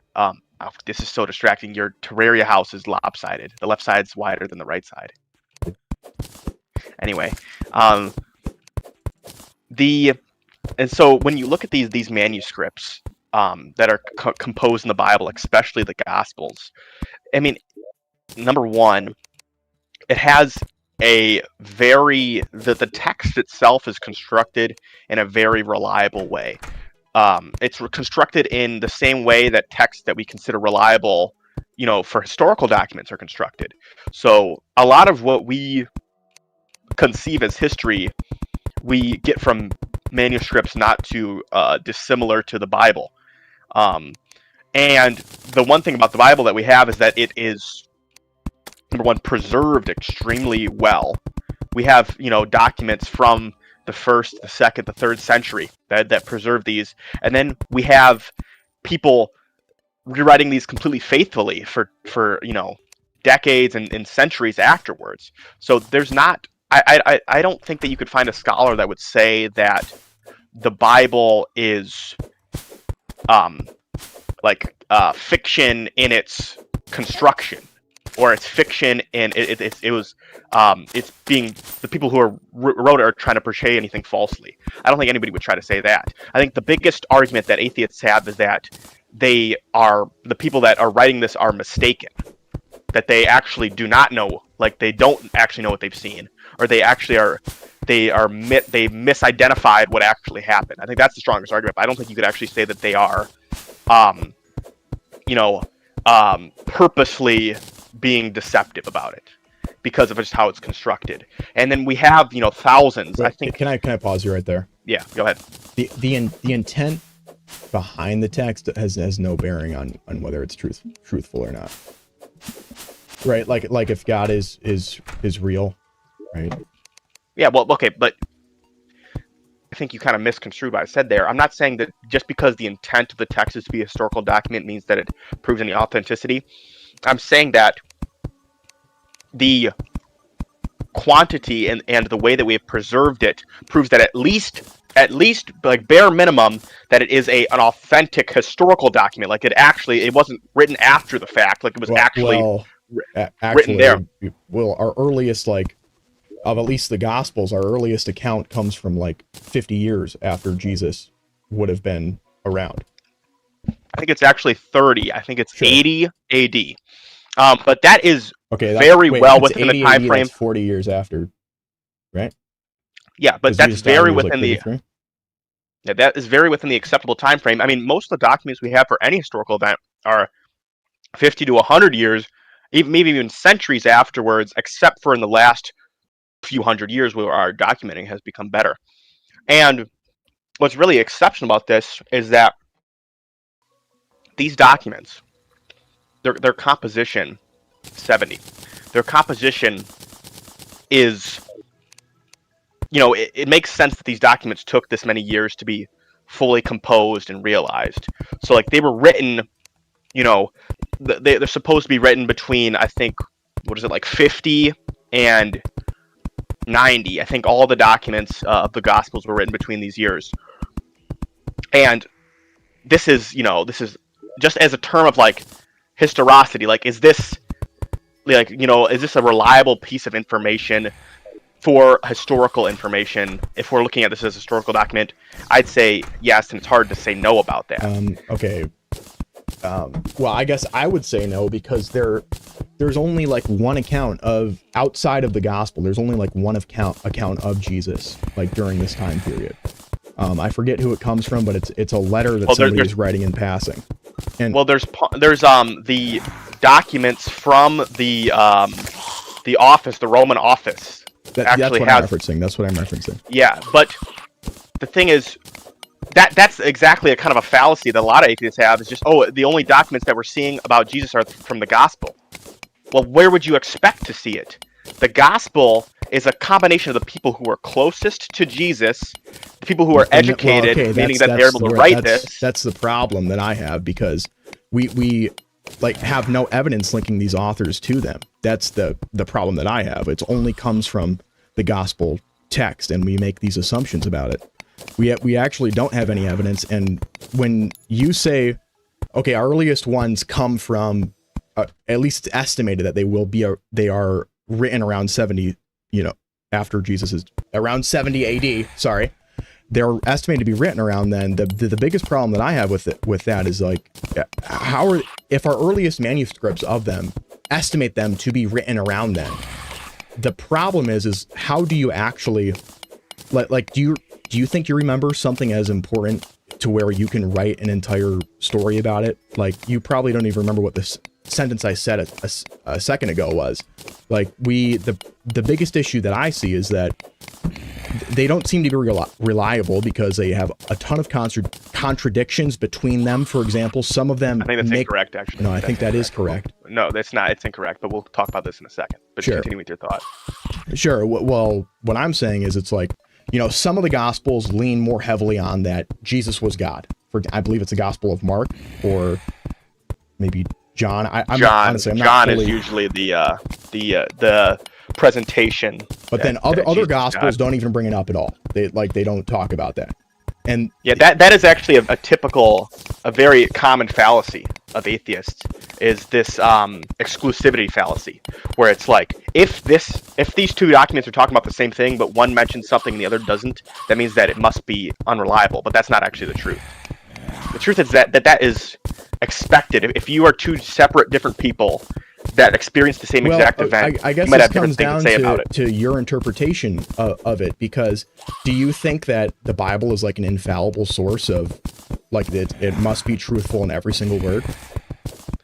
I think that the Bible is divinely inspired, meaning that everything that is put into the Bible has come from God. But the only issue that I see in the Bible is with our way of presenting it. Like, I think that, it's even common in translation, for example. Like, we put words, when we translate them from either Hebrew, or we translate them from Greek into English, we make incorrect assumptions about the words, or we portray them differently. I think that there's issues like that, but I don't think that actually. I think that all of the Bible is actually divinely inspired. Do you think I could point out a contradiction in the Bible, like a single one? And would that... I think that you could formulate a contradiction, but I don't think that the contradiction could actually hold much ground. okay, so there was like this contradiction of where one of the gospels mentions Jesus like bringing a stick, or like, I frankly I don't know, and I guess maybe we should talk about this in a little bit. Like maybe I have time to prepare a debate about, you know, like Christianity, whether or not it's true. But there was an example of one of the gospels says something about Jesus bringing a stick, and the other one doesn't say he brings a stick, or the other one says it's like left behind or something like that, to where it's like an explicit thing, to where St. Augustine found that contradiction, and he writes about this like spiritual stick instead of just saying, no, it's actually just, it's just like, you know, like they're written by men, like, but you know, St. Augustine had that feeling that it is important enough to where it should be, he needs to find an explanation for it. Like I'm sure that there are more, and there's definitely contradictions in the Old Testament, but you know, and none of this, because there's no outside source claiming the resurrection of Jesus Christ, right? Like that's my big thing, is it only is found in the Bible. Like there's no other documentation. Yeah, okay, and then we're getting back to the same fallacy over and over and over again. When you say the only relevant information about Jesus Christ is found in the Bible, right?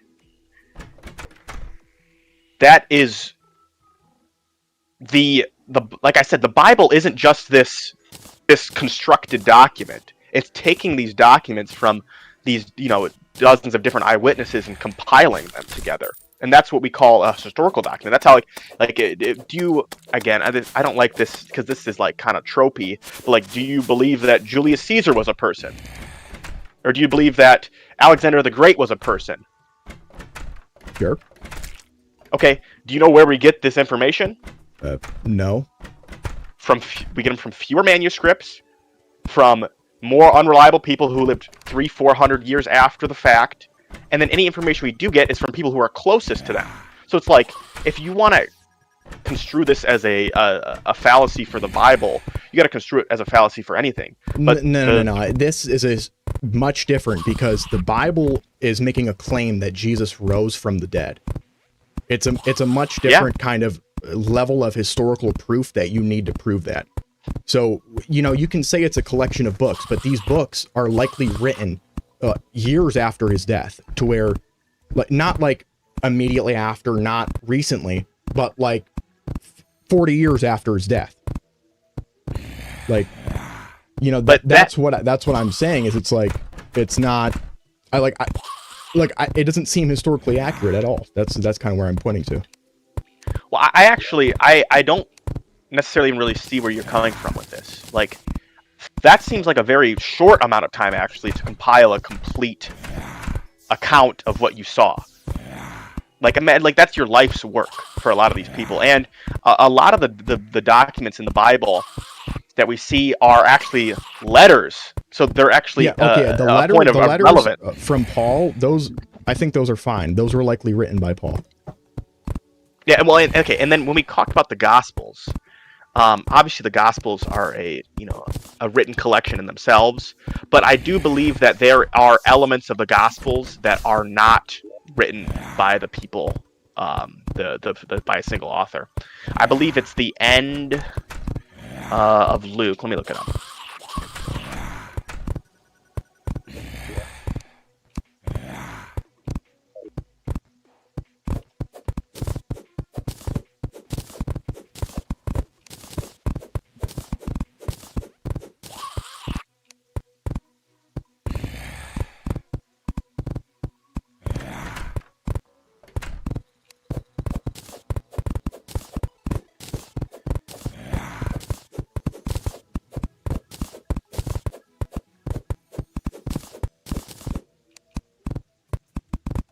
Look, here's, you know, an extraordinary claim, of course, requires extraordinary proof, right? This is like the most extraordinary claim of all time. Like, literally of all time. Like, this might be the, you know, like, whatever. But what I see is, I don't see extraordinary proof.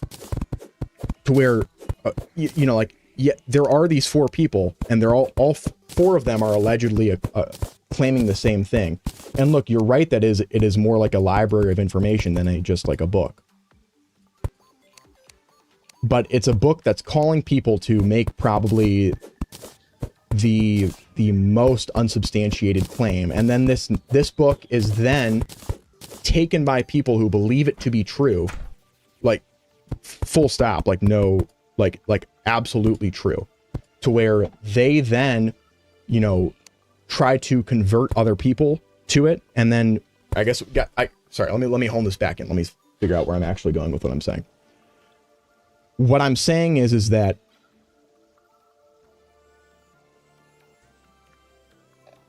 look, we don't know who organized it. We don't know, you know, you can say it's the early Christians. We don't know who organized it. We don't have any evidence actually linking the authors of the alleged parts that they have written to like them actually writing it. We see similar writing styles between different parts of the Gospels to where it might be, you might be able to make the claim that some of these Gospels are written by the same people.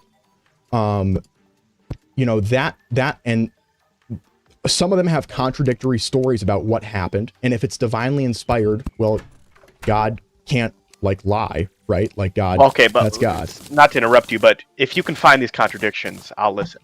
Okay, sure. You want to schedule like an actual proper discussion about this? Yeah, sure. Okay, deal. But I think that, again, it's this kind of, obviously there's when you have such an incredible claim, there's got to be some burden of proof. And I agree with that too. But what I'm saying is that I don't think that there's anything, number one, to show that these documents are unhistorical or inauthentic or doctored to any, you know, significant event. Where I was going before is there's certain elements of the Bible that maybe that we as people have included that are not actually authentic, like the story of Jesus and the woman who committed adultery, where, you know, he who has not sinned may cast the first stone. A lot of people don't believe that that was actually written by one of the disciples. That was included later on. But the point is that we have evidence that it was included later on because we have so many manuscripts. We have thousands and thousands and thousands and thousands of manuscripts.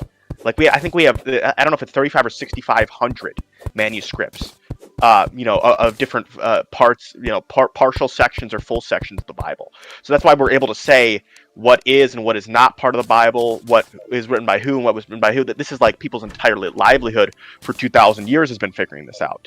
And so that's why I think that you can say that, you know, there is at least a tangible level of authenticity to the majority of what we consider as the Bible today. And I think that through that, assist from BTN 1136, almost 6,000. Thank you. That at least in like the very minimum, I think that you could say that the Bible is authentic to some regard. Not it doesn't. You don't have to say it's authentic in you know, content, but at least authentic in composition. Like at least we know that the majority of what we have as the Bible, it was authentically composed by people in this time frame. And I think that that is really like the biggest stepping stone you have to take. Like, okay, this document is most likely authentic. The evidence points that it's most likely authentic. And if we can basically reason to it that this document is authentic, then we can start saying, okay, if the document itself is authentic, it's hard to say that it's not. But if the document itself is authentic, then maybe the claims made inside are authentic. Then we have to look at the claims. And that's where we get into the cross-analysis. Like you look at one gospel, you look at the next gospel. Okay, they compare these events. Okay, why would these people lie? Or if when they're telling a story, why would they say these things? Like, how could these, like, this is the kind of like this historical process that we have to do. This is what we do for everything. And I think that that's why you can reason yourself into the Bible, is because you can look at these documents just as that's why you can reason yourself in anything. You can reason yourself into, like, why did this happen? Why did this happen? Why did this person actually live or exist? Is that you can verify it, like physically verify it by reading these documents, and then without much leaps in logic, you can actually say that these are authentic documents and they're actually conveying authentic stories because there's no reason for them not to be. Okay, so I guess that's where the primary disagreement comes about, and I suppose that the problem that I have is that, as I was saying, it's like all these gospels, they're not written around the same time. They're written years after his death, and we don't have actual, like, really tangible evidence to assert that the authors of the alleged gospels that they write were the actual authors of the finished gospels. It's like some allege that only there's like 3 gospels and they're all pulling on information from a different source, which means that what I'm saying is that I think we just need to schedule a bigger debate about this. But right now, like, look, I'm not as informed on the historicity of the gospels, but I can, like, debate things like, for example, I don't know, like, is God all good, for example, or like what the problem of evil or something like that right now, if you want to talk about that. Yeah, and I think that a lot of the issues I had with God, like, why does God let people kill people, or why does God pass judgment? Like, those issues I've had before, I've been dissuaded from them. I don't really have any issues anymore. Okay, so I do have an issue with the problem of evil, right? Because I think it undermines the fact that God is all good. So, okay, explain that. Sure. So so you generally agree that God is all good, all knowing, and all powerful, right? Yeah. Does God love us? Yep. Okay. Did God create the world and everything? Yes. Yes. Okay. So that's good. That's a good starting point. Well, hold on. As a caveat to that, God created the world and he created everything physical within it, but his creations create things beyond the scope of him, of what he's created. That's the caveat. Okay, sure. If God is all-knowing, then he would have known that humanity would have fallen into sin, correct? Yep. That means that by necessity, if he is all-knowing, that means that it is his fault for the problem of evil, not our fault, because he knew that we would commit evil eventually, correct? Well, okay, when you say the word fault, I suppose the better perspective is that God understood the consequences of creation. So he knew that, okay, for there to be creation and for that creation to have a living will and for it to be able to reason and understand the world around it, it has to have the possibility of committing evil, or it wouldn't actually truly be a free will. Do we think that God could have made the world in a different way because he is all powerful? It's possible that he could have made it a different way, yeah. Okay. What that means is that he could have made a world to where we don't fall into the temptation of sin. Well, it wouldn't be us. He could have made a world where his creations did not have the possibility to sin, but in that existence, the creations he would have made would not have the possibility of free will. Okay, well, what you're saying actually undermines your point about free will, because if you believe that God could have made the world a different way and God is all-knowing, that means that God chose to make this world that way, knowing that you would take whatever choices you take in your life, which by necessity means that the world is deterministic. Well, okay, when you say deterministic, you're thinking of God in a scope that's physical, but God isn't in a scope that's physical. God is outside of time, inherently. I know. But so it means that it's not deterministic. If I could say, I'm going to pick up this cup, and then I go and pick up this cup, it wasn't deterministic that I was going to pick up that cup. Wait, hold up. But it's different with God, right? He's all knowing. He knows you didn't let me finish. I'm saying I am deterministic, meaning that, or not that I'm deterministic, like I am encapsulated by the physical bounds of creation. So if I say I'm going to pick up this cup, and then I pick up this cup, that's not deterministic, because that was just like me, like reasoning into it. But when you look at God, since God is outside of space and time, like inherently through his abilities, that means that him being in the scope of space and time doesn't fit with the narrative of determinism. It means that he he knows everything that's going to happen because he has seen all of the future and all of the past all at the same time, all at once. But that doesn't mean that just because it's a fact that we're going to do something doesn't mean that it's determined. Like, just because it's a fact that, I don't know, I'll take a breath in a second, doesn't mean that it was predetermined that I'll take a breath in a second. It's just like a fact of time, that as time progresses through its course, the things that are going to happen eventually are going to happen. But that doesn't contradict free will. Although God knows that, everything that's going to happen, he knows that everything that happens in this world, and that doesn't necessarily mean that he has himself predestined everything. That just means that he is outside of the scope, so he's able to see the whole picture. Okay, so we agree that God could have made the world differently, but he chose to make it in this fashion, right? So because he's all-knowing, he could have seen all other possibilities in order to make the world this way, correct? Yeah. Okay. It's not I don't believe that God is in the scope of time, but what I'm saying is I'm saying that God is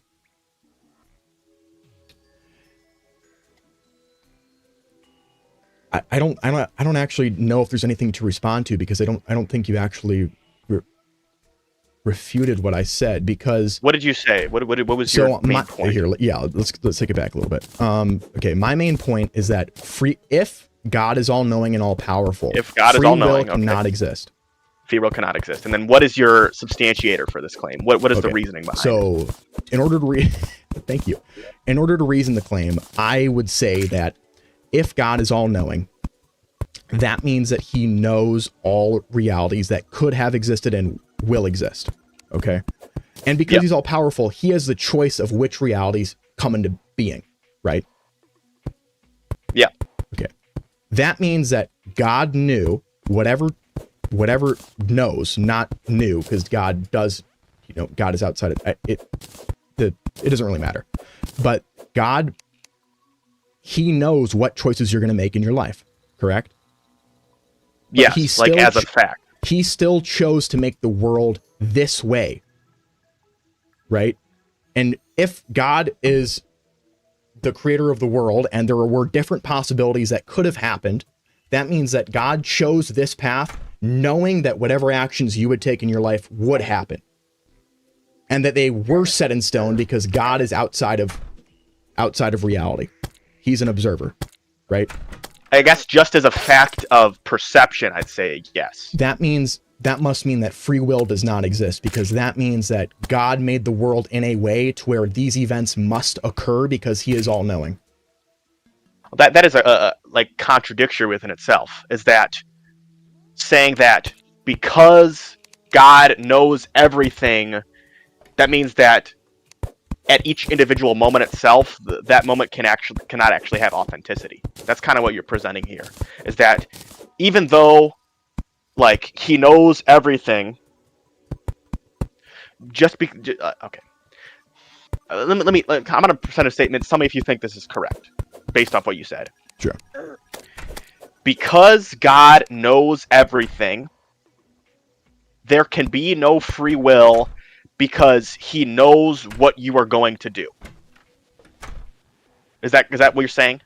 Kind of. There's another caveat to that, though, that God is all powerful, so he had the opportunity to make the world in a different way, but he chose this way specifically. So if you want to say there's one being that has free will, it must be God, because he made the choice that you would end up in this fashion because he is all-knowing.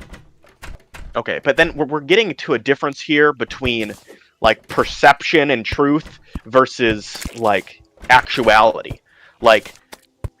Just because let me present you something here, and just humor me with it. If I say I know what's going to happen in the next 10 seconds, and I say, oh, you're going to spill coffee on your lap in the next 10 seconds, and you spill coffee on your lap in the next 10 seconds, did I just predetermine your actions? Did I just just formulate your destiny by me having perception of what's going to happen? No, but it's a little bit different, because God creates whatever like you are to make those perceptions, right? Because God had the opportunity to make the world in a different fashion. Okay, I understand now. So you're saying that it's a unique case for God, not necessarily because he has the ability to see all of time at a glance, but the issue is that God had the autonomy to create any kind of existence based on his perception. Is that what you're saying? Yes, because he knows who would exist and he knows everything, right? That is God. Well, I would counter that by saying that just because God has a comprehension, like just because he has an innate understanding of everything at a glance, of all space and time at a glance, doesn't necessarily mean that the individual moments that are created out of his creation don't have significance or autonomy. Like, I wouldn't say that, just because, God knows everything I'm going to do, and he chose to make the world that I live in, means that I don't actually have any autonomy in my actions. It just means that God knows what I'm going to do. Like, he knows the actions that I'm going to take, but I still freely choose to take them. But he just knows them as a fact of his position. It's just like a positional thing. Okay, if he knew them as a fact, I don't actually know if that's like, you're like right on the edge here where you want to say something, but you're not saying. Well, because I don't think it's an actual like response to what I was saying, because I feel like you want to say, then why didn't God choose to make the world in a different way? That's probably what I feel like exactly what I was going to say. That's what I feel like you want to say. Sure. But he chose this way specifically so that for whatever purpose that I don't know, but it's made in this fashion regardless of whether I know or not. But if God is all-knowing, he knew every action that would ever occur when he made it. Yeah. Okay, so if he knew that, that means that we don't have free will, right? If he knew everything that would occur ever, that means that all of our actions are predestined because God chose to make the world in a certain fashion, in this fashion. Now, if you could tell me that actually, no, you're wrong, because God actually couldn't have made the world in a different way, but that means that he's not all powerful. Okay, but you've made two separate statements, but I want you to connect them. You said God knows everything. He made the world in this way when he could have made it in different ways, and he knows everything. And then you made the statement that means that we do not have free will. But connect those. Give me a connection. Sure. So the connection is that because God created the world, right? He created everything that existed or will exist, and he had knowledge of them prior to his creation of them, right? Yeah. Okay. So he had knowledge of them prior to him making them. That means that no matter what choice that you make in your life, the outcome is always the same. That's incorrect. No, that you said no. Listen to me. You said no matter the choice that you make in your life, the outcome is predetermined because God made the world in this fashion, and he knew that's that also it would incorrect. Happen. Why is that? I think a better statement that you want to make is everything that you do in your life is known to God, and the eventual outcome of all the choices that you make in your life is also known to God. That's the most accurate way I could say that. Or at least no. It is known to God. It is known to God, but that means that we don't have free will because God knows all the actions of the choices that were made, and because of that, he still chose this reality to create it.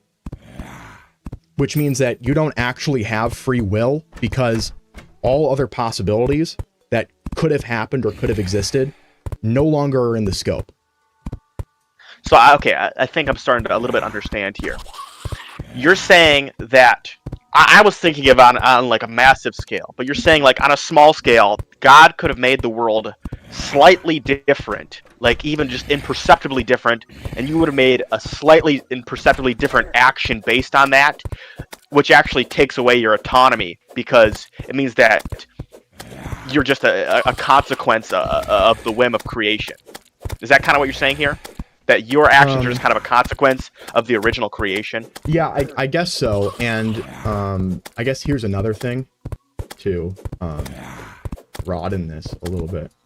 If God could have made, we agree that God is all powerful and he could have made the world in a different way, right? Yes. Okay. So if that's the case, then, you know, whatever God's plan is, if he is all powerful, he could have created the same outcome without evil existing in the world. But it wouldn't have been the same situation.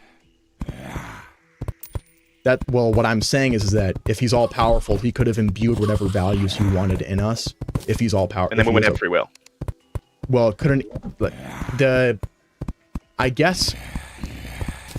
I think the way you're. What I'm saying is we don't have free will regardless. So the way you're approaching is that because God knows everything, he can make the world in a way that we will act out certain actions in the way that's desirable to him because he knows what we're going to do. Is that kind of what you're saying here? That because he knows everything, he can actually choose a reality where our actions are the most desirable. So meaning that that means that he didn't make the world good because he could have chosen a reality where our actions are the most desirable, or where there's no evil. Is that kind of what? Am I getting close here? Let me.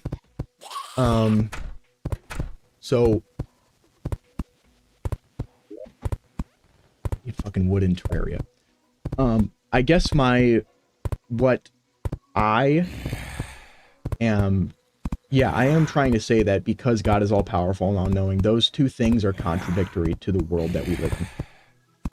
Okay, but I think there's kind of a lapse of comprehension between the two of us.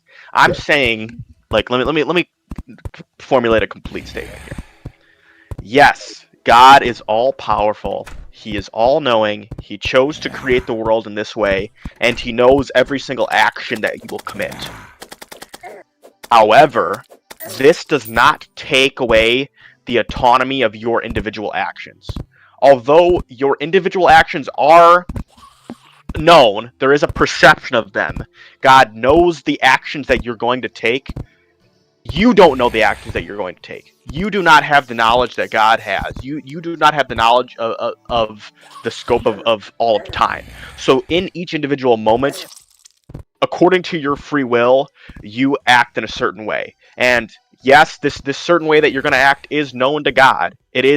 God does know, but God did not force you. He did not purposely formulate your brain or formulate your mind to make these actions. He's just aware of them. He just understands that because you were created, you will take these actions, and because of your experiences, you will take these actions in your life, just as a fact of time.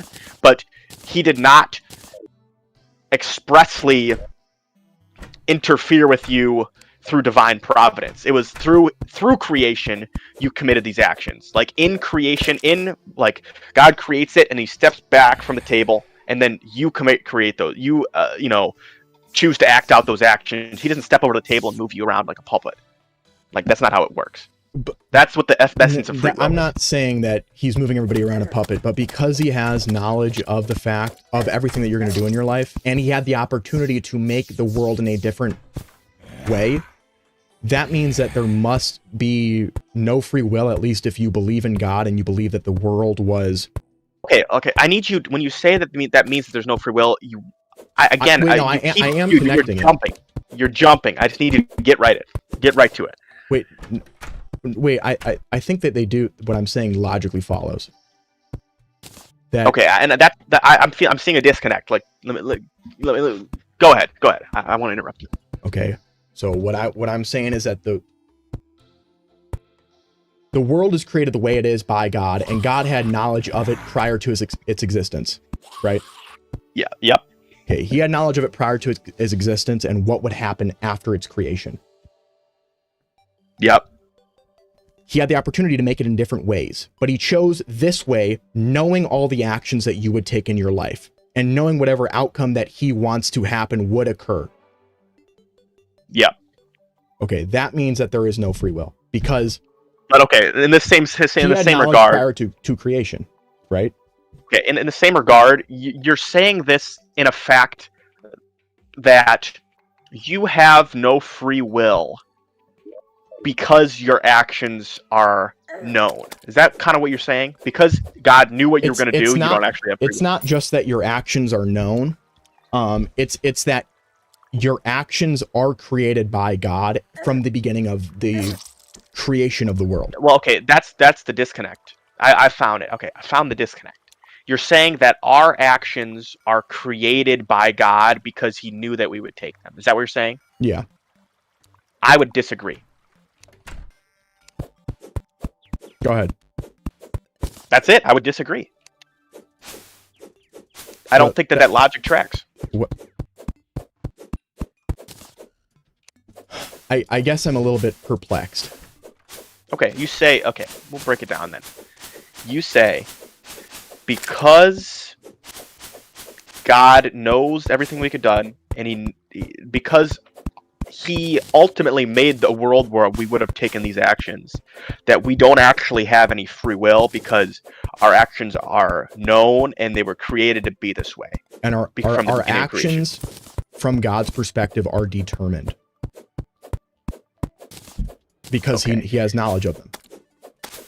But what I would say is that, again, I know you've restated after I said it, but in this regard, the way that you're perceiving God in this sense is that he is limited by determinism. Like to God, no action can be predetermined. No action can be predestined, because that would mean that there has to be a scope of time involved with God. But that's not true. God wasn't at the beginning, and then he looked ahead and he said, okay, this is the action that I want to happen. And then he went back in time and then he made everything. That's not how it works. That's kind of like this perception that you're presenting, that it was like God was a conscious actor at the beginning that was looking ahead to see the best outcome and then creating that in the beginning. But that's not the truth. Oh, no, wait. I understand this. And I guess maybe the words that I use, like prior to his creation of the world, that the word prior implies time, when God is outside of time. Yeah. So I guess that, okay. God just has all knowledge of existence because he's outside of time, right? Yeah, he does. If he has all knowledge of existence, that means that he's all powerful as well, so he could have made the world in a different fashion, but he chose this fashion. And that's just as like a fact, as a fact. Just like, yeah. But I mean, I guess the word prior has nothing to do with what I'm saying. The world can still be deterministic because he knows every choice, but he still made the world in this way. Yeah, again, it's like almost like I feel like you're saying a half statement. Like that statement actually didn't mean anything you just said. He knew that the world was going to turn out this way, but he still made it anyway. Okay, what is the next part of that statement that you want to say? Okay, the next part of that statement is that that means that every action has been predetermined. That's my next part of this statement, because God made the world in this way, and he chose this way specifically. Then that means that all actions, no matter what you do or you don't do, the outcome of them and the conclusion of all actions in your life are known. I would agree with that. Okay, maybe there has to be another way I can word this. Because I understand what you're saying, but I think that you're interpreting what you are saying wrong. I understand that you're saying that God has knowledge of all your actions, and he has, he chose how the world would operate before it was even created. Because he chose the exact path of the world before, just because he had knowledge of the whole world. But in that, I would say that you're picturing that because our actions are, substantiated in the mind of God, means that we don't actually have any providence to commit those actions. It's almost like saying, just because hold on, the train. Okay, just No, because. wait. I know what you're saying.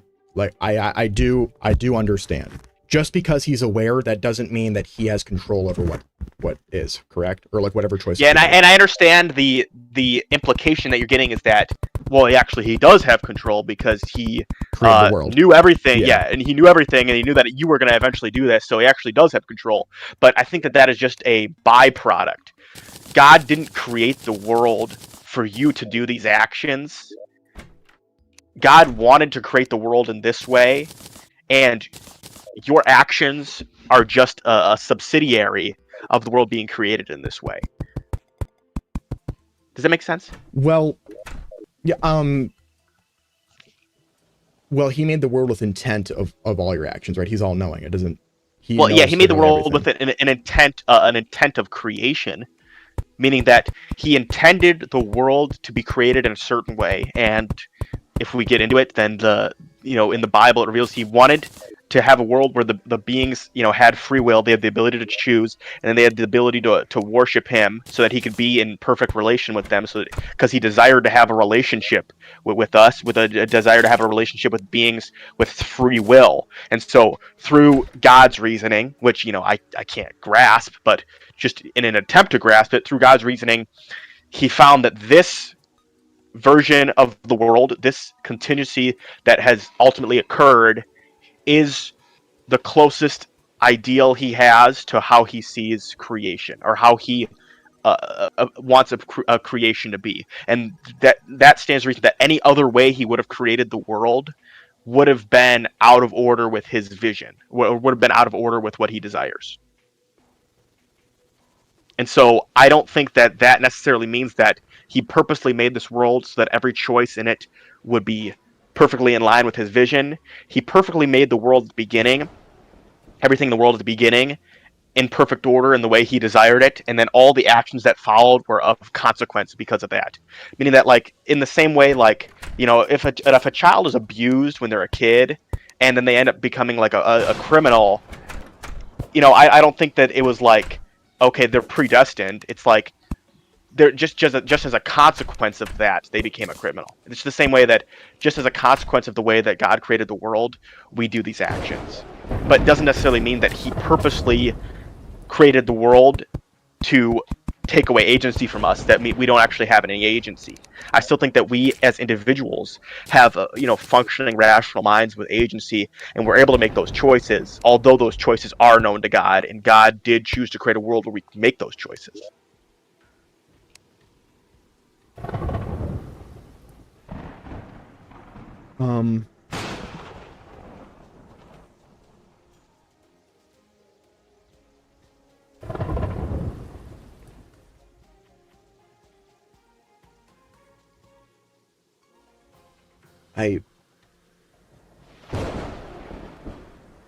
I don't know. I guess, like, the word purposely created us with free will, like, purposely created, that, to me, that means that God made the world in a fashion to where your choices are known to him, which you know. And yep. And we're going in circles. We're going in circles. Yeah, and I think that it's just there's like a lapse in logic between us. Like, I think, are reasoning this in different ways. Like, the way I see it is that it doesn't matter if your actions are known or if you're a created being. You still, as an individual, have the agency to make those choices. Like, just because God knows what you're going to do doesn't mean that you don't actually make those choices yourself. That's what I'm saying. Like, you are the person still making those choices. Like, if you like punch somebody in the face, you still made the choice to punch that person in the face, even if God knew you were going to do it.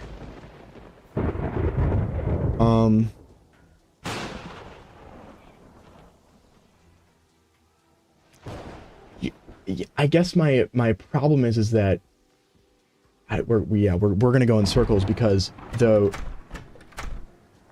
that choice of me punching some other dude in the face,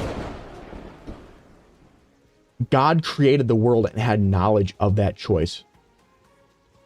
Yeah. He knew that you were going to punch him in the face. The problem, but he still chose to create the world in that way.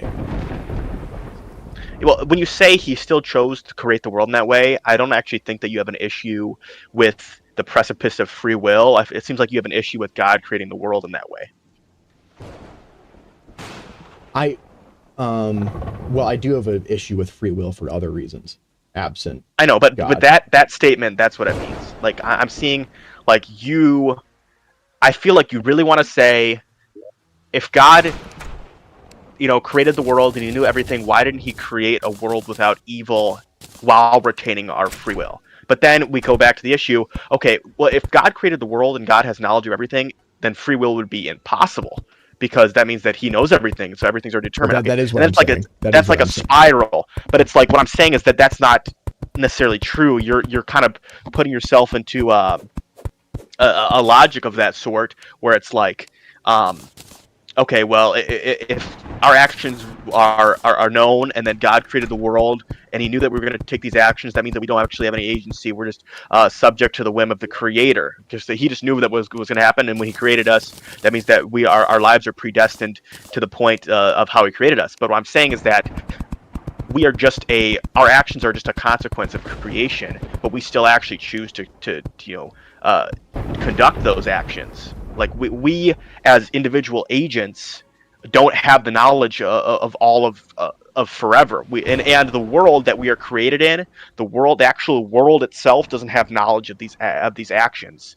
The world itself is just an actor that is, subject to our individual wills.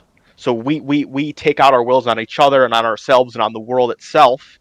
And this is known to God that we're going to do this, but as a consequence of our creation, we do these things of our own mind and of our own rationalities. Because we don't know what we're going to do. We just do it as a free actor. Okay, then here, what I'm trying to point out, like, I don't believe in God, so, or I don't believe that he's all powerful or all knowing. And I'm saying, or like, at least I don't think that free will can coexist with those two things.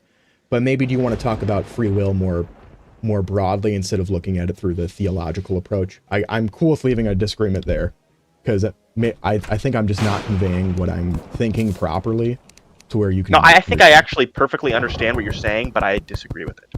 Okay. Sure, do you want to talk about, like, free will in other ways? Sure. Okay. All right. Do you want to end it at 9:30? Let's end it at 9:30, so we know when we're getting off. Okay. So why do you make choices? I guess that'll be my first question. Or, like, what causes you to make choices? What causes you to make choices? Well, I think that there's levels to this. Well, number one, Let's define what free will is first, so we know what we're talking about.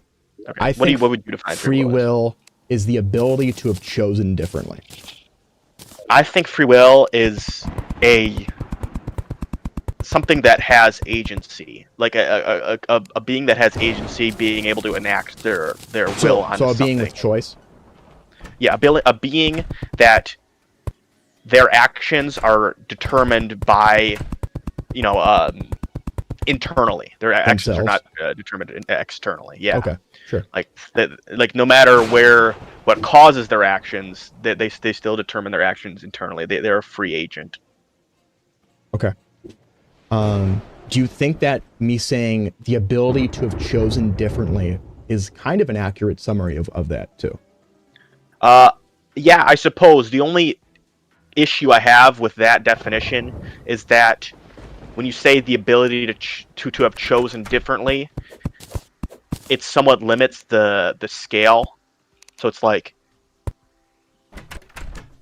that kind of supposes that if you do the same thing twice, the same outcome happens, which isn't necessarily true. But other than that, I don't have an issue. Okay, sure.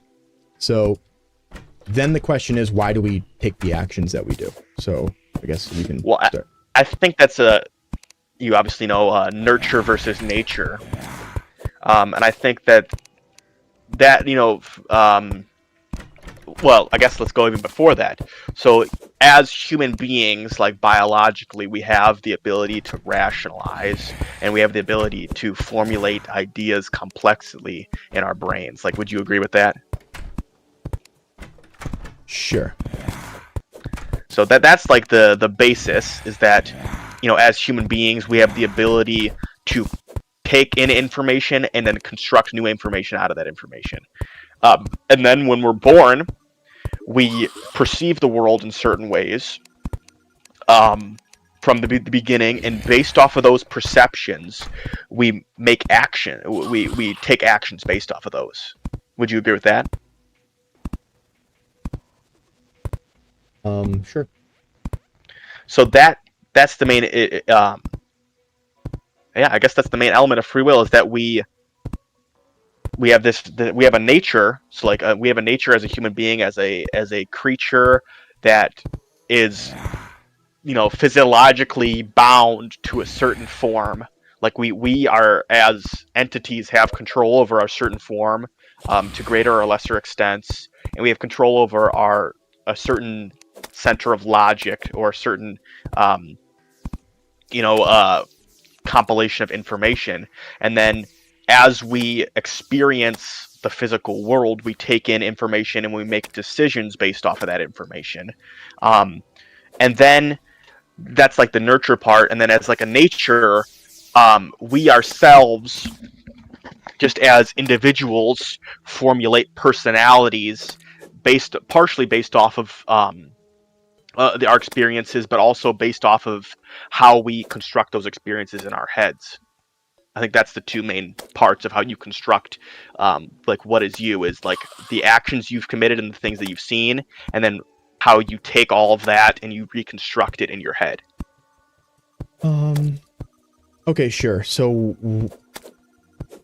maybe that was a little bit deeper than what I meant to ask, but I guess for me, when people make choices, and you can tell me if you think this is fair or not, when people make an action, they make a choice, they do it because of 3 reasons. Number 1, they're forced to. Number 2, it's a mistake or an accident. Or number 3, because they want to. Do you think that's fair? Okay, so you said because they are forced to, because it's a mistake, or because they want to. Those are your three precipice of actions, correct? Yeah, of why we make choices that we do. Or if you have anything to add too, anything you. I would disagree with that a little bit, because sometimes you take an action that you don't want to do, but it's not a mistake, and nobody's forcing you to do it. You don't actually have a want to do it, but I think that there's something separate from a want. Could you give me an example of like an action like that? Like, say, I don't know. Let's say you're like a firefighter, and it's 9/11, and you rush in and you save somebody out of a building, and you get crushed and killed, and nobody forced you to go into the building, and the action that the action you committed wasn't a mistake because it saved the lives of other people, but you as an individual didn't have a desire to do it, but you had something beyond a desire, something that wasn't like chemical, wasn't like a physical desire. You had something beyond that. Okay, Tim. Okay, I guess here let's go back to my definition, then we can explore your analogy that you just gave. So when we talk about free will, I think that we can eliminate the 2 of the things that I've proposed to you as being choices of free will. I think that if you're forced to do something, that must be out of your control, correct? I disagree. Okay. If I point a gun to your head and I tell you to make this choice, you're you're no longer an agent because you have the threat of something happening to you. I would disagree. Oh, hold up. Let's go back then. Is a mistake a thing of free will? Yeah. Yes. Why? No matter the action that you choose, ultimately it was your decision to choose it. Like, it was you have, like I said, you have an agency over your physical form that you have in this world. And normally when we say an action, we're not talking about a mental action or like a construction that's purely based in your head. We're talking about a physical action, like something that you will your physical form to do. Would you agree with that? That that's what we consider an action or consider a choice?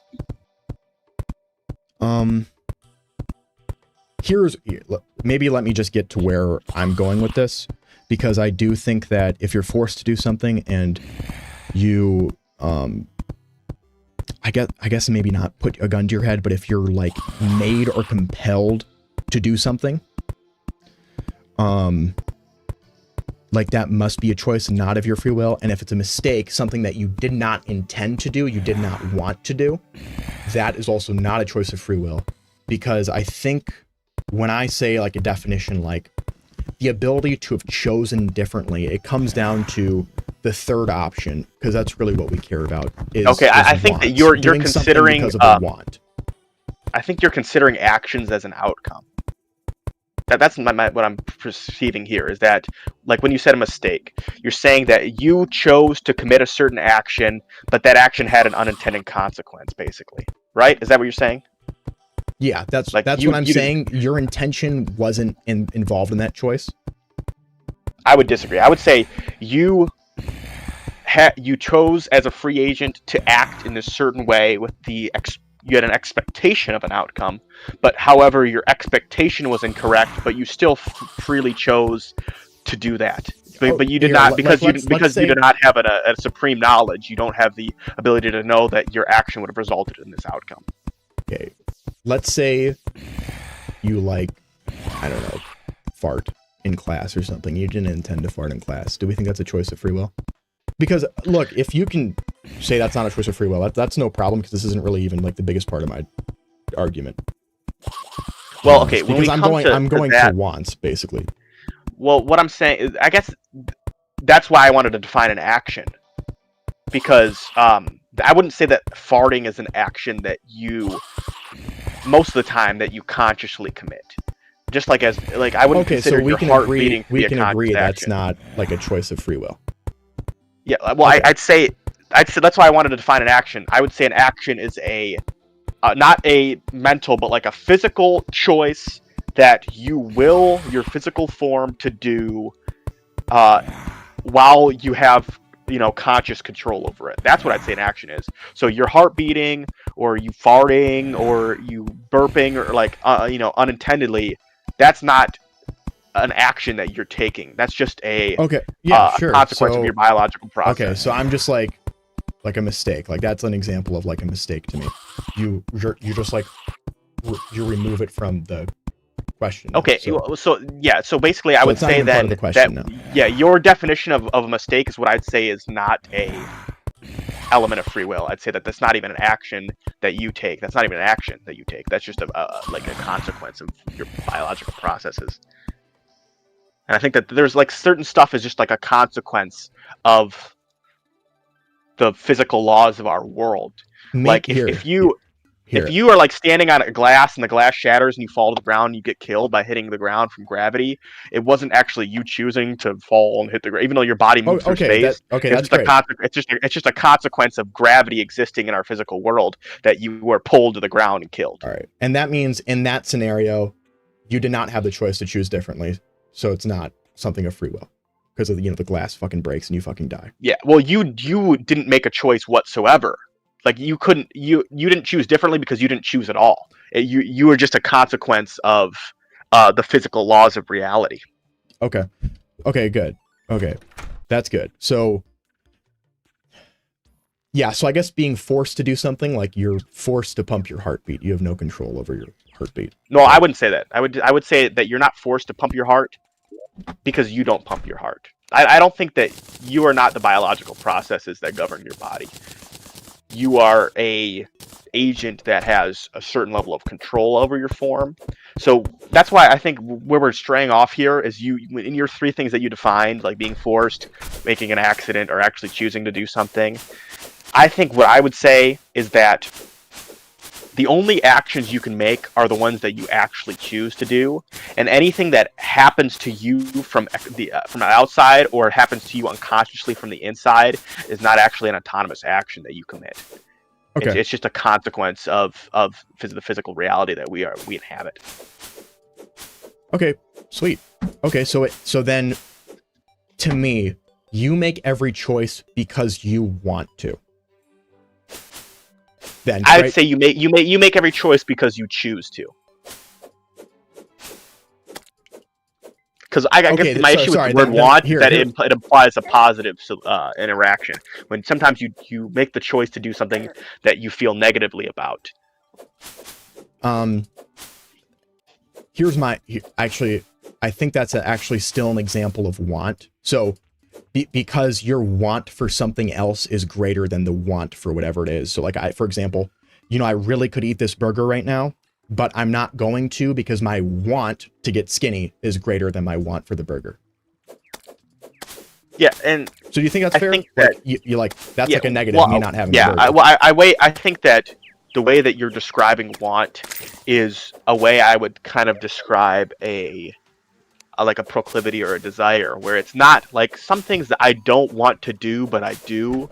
Like, I don't have a want to do it, but I do it because I have a desire for something. Okay, because you have even if I have a desire to live, like sometimes if I'm freaking dehydrated, I'll take a drink of water because I have a want to live. Like, yeah, I would agree with that. But I don't think that necessarily you create all of actions because you want to commit the action itself. But I do believe that every action that you commit does have a want prescribed to it. I'll give you that. Dude, okay, perfect. So I think we're like in the same line. So maybe here I'll use the word desire instead of want. I think that's more apt. You think that's okay? Sure, but because that can have a negative or a positive connotation. Yeah. Okay. I think want is just too positive for me. Are there any other reasons you could make a choice, absent the desire to make that choice? Okay, no, I don't think that you can make a choice other than your free agency to make that choice. So if somebody like takes control of your body and makes you do something, you didn't actually choose to do that. Like, if somebody freaking puts a robot on you and it forces you to do something, you didn't actually do that. Or if somebody like grabs your hand and forces you to do something, you didn't actually have the free will choice to do that. That's what I'd describe as a non-choice. Like, the only way you can make a choice is for you to actively put like a will behind it and then follow through on that will. Okay, so that will was like the perfect word for you to use. Like, that incredible. Like, that was like the exact word. I think it's probably better than desire, probably. So yeah, I like will is my favorite. Okay, we'll go with will. The problem is that I don't think we control our wills. I don't think we actually control our wants. I think they kind of just happen about, and we know what people want more based on their choices that they make. So, like, my choice to not eat that burger means that my will to, to be skinny was greater than my will to eat that burger. I would. So here's my question. What causes will? What causes will? Okay. Now let me identify the first part first. So you're saying that we don't actually have control over our desires or our will. We are a product of our experiences, and that's what formulates our will. Is that what you're saying? Yeah, that's a pretty apt way. So if I could summarize, it's like, oh, I didn't lose this chest. You don't will what you will, but you do what you will. Does that make sense? I understand where you're coming from. So I mean, let me. This is just me talking to myself. Sure. Go ahead. Saying I won't say anything. you do not will your will, meaning you do not have an active you do not have an active choice in what your desires are, but because of these desires, you act out certain actions. Is that right? That is what I'm saying. Yes. Okay. I would disagree with that in some regards. Sure. I would agree with that for a lot of things. I think this is kind of this idea that that Socrates has, that there's like a difference between people with knowledge and people with with ignorance. Where kind of like this cave, that there's people who can step out into the light and live within the virtue of knowledge, and there's people that like live in the dark caves of ignorance. And so I think that for the like average person, or for an ignorant person, a person that's not aware of their wills, that it is true that because of our environment, we formulate this idea that, okay, because say I grew up in a Mexican household, I have the will to eat tacos. Like that's an example. Because of my environment, I have a greater proclivity to eat this kind of food. Or because I can make 100 examples, but you understand where I'm coming from here. So I do believe that, like, because of the actions that you take in the environment that you live in, you do formulate certain desires because of this.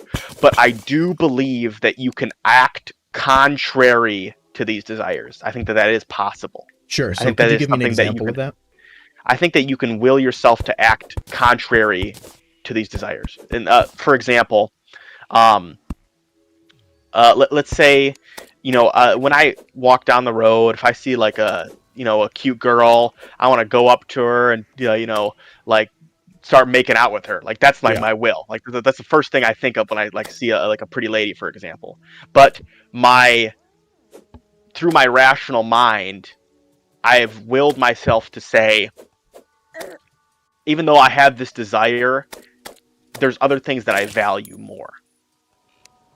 And then that's that first level, and I think you would agree with that, where certain wills are greater than other wills, correct? That is what I agree with, and that's so. Okay. So that's what I'm saying is, it's like you kind of have to take it another level further, because and then some wills have priority that over was my other introduction. wills. Yeah, that was my first part. My second part, I'll say this and then we'll wrap it up. Okay. Is that there are certain wills that you have that you formulate purely within the grasps of your own mind, and not as a consequence of your environment. Such as? Now let me continue for a second. This is because of this idea that you can take information that you've experienced in your life and not just act on it and not just synthesize with it, but you can actually construct new ideas just out of the premise of your own mind. Like you could construct things that don't actually exist in reality from your own mind. Would you agree with that or no?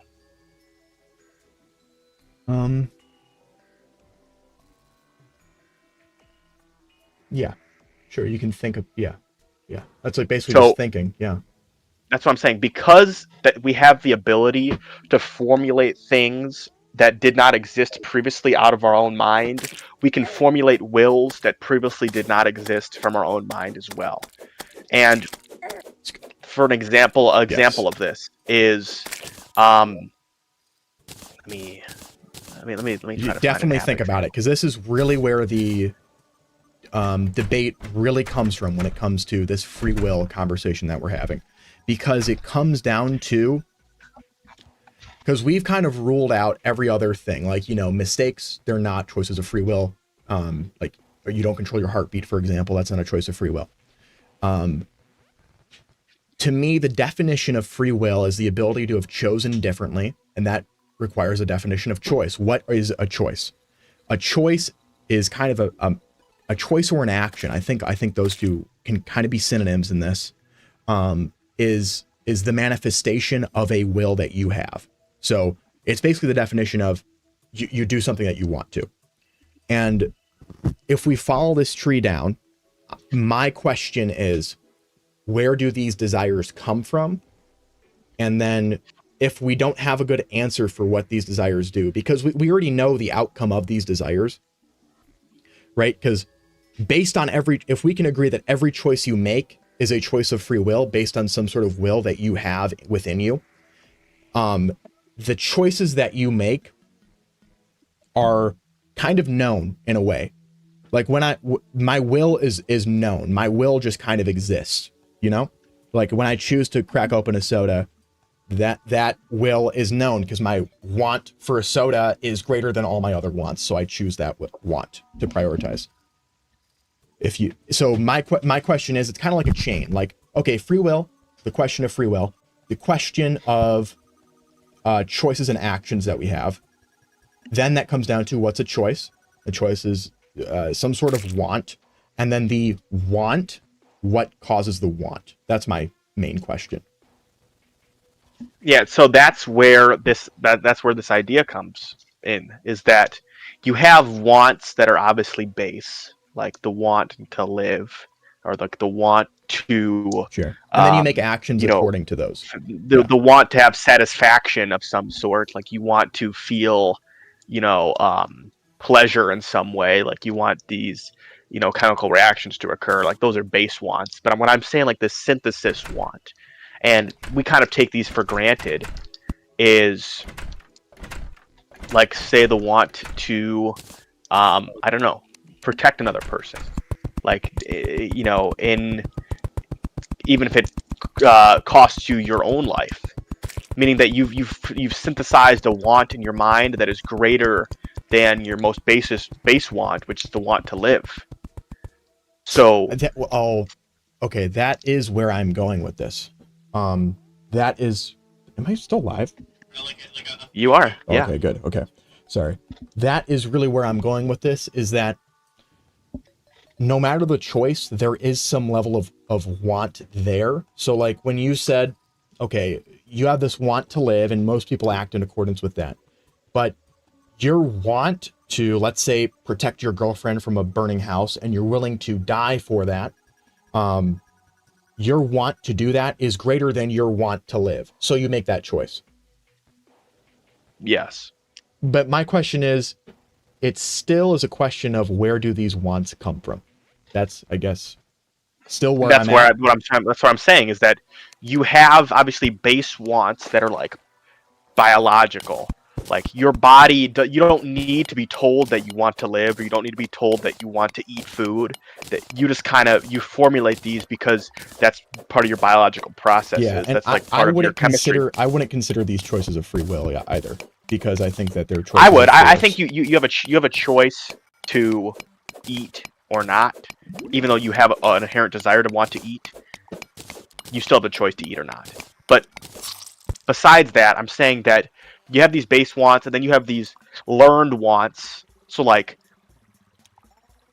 over the course of human history, of human society, we learned that, like living together and being in community and being with other people has created, a higher ability for us to survive. So we've kind of inherited these wants through these generations.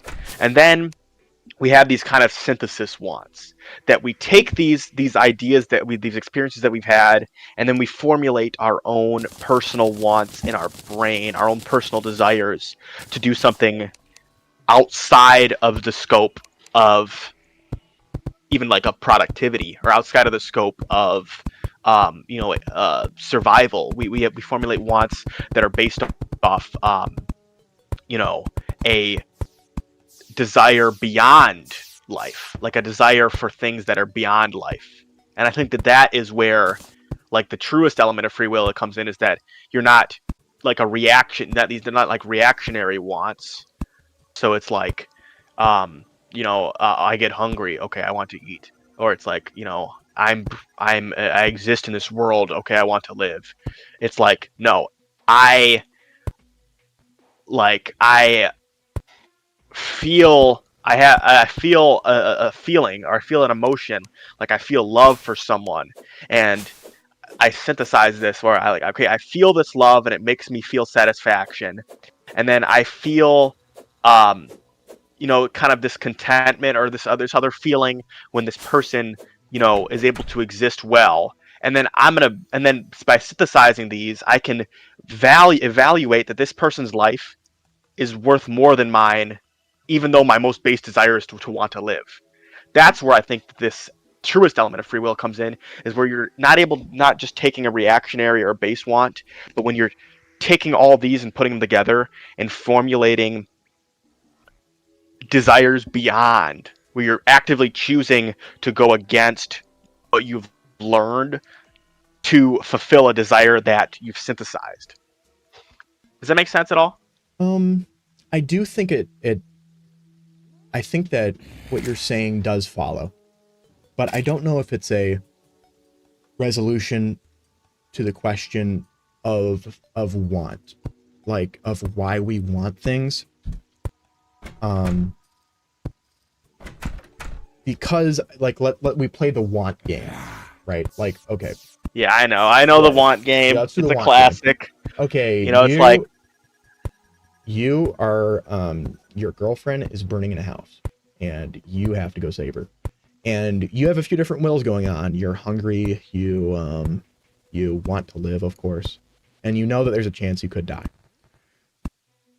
But you still run into the house anyways, and that's because you want to. Right? Yeah. And then the question is, why do you want to? Right? Yeah. And then we play this game. Could you give me a response to that? Like, why do you want? Yeah, like of course. I want, for example. I want to because my girlfriend makes me happy. That's a want. I want to be happy. My girlfriend makes me happy. For example. Or you could also say, so I guess the implied want there is you want to be happy. So why do you want that? Yeah. Why do I want to be happy? Or, like, okay. What causes that want?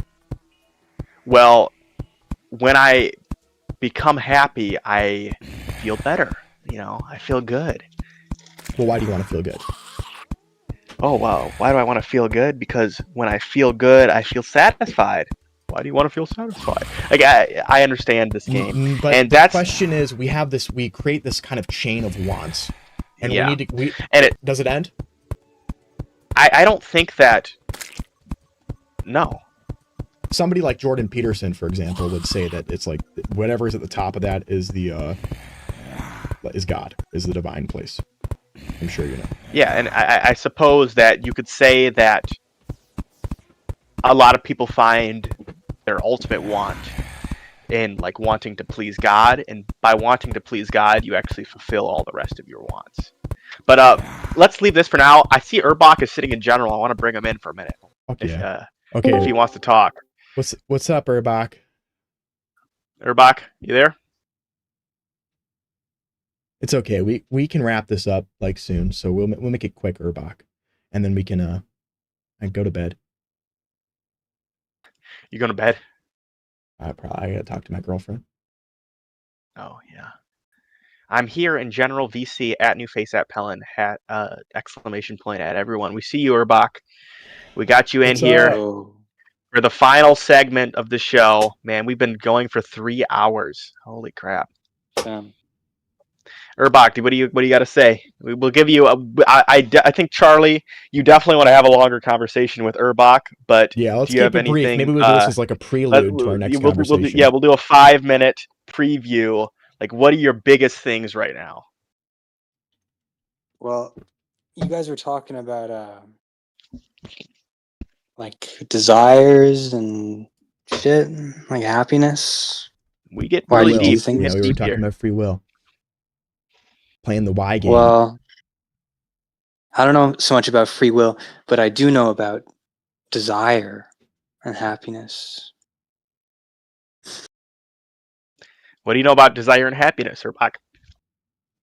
Well, it's sort of complicated, but it's clearly like it's like a motivational value proposition in the mind. So you're designed to have a sort of rubric of values, and values that are supposed to be that are supposed to generally indicate positive actions as it relates to survivability. Those trigger positive values, which is desire, and happiness, and pain, and these motivate you to do these actions. So it's basically a motivating force that drives a conscious entity to do something. I would agree with that, and I think that this discussion has kind of reached its natural conclusion. I don't think that we get too far when we get to once we get to like the bottom level. Like Charlie, would you agree? Once we get to like the bottom level, we kind of like bottom out at a certain point where it's like, Yeah. I don't think that we can progress further. So Yeah, I what mean, about Urbach? Okay, wait 1 second. I still would like an answer to what causes wants. Like when we play the want game, what it is, and unfortunately I don't think there is a good answer. It's hard to and I think that undermines free rationalize will. too. I think that undermines free will because if your answer is God, that means that, or like God makes you want, well, that means that free will is undermined. Because I don't think God makes you want. Yeah, so yeah. But anyway, Urbach, what besides from free will and what we've just said, what is your biggest concern, or what are you most focused on in the world right now?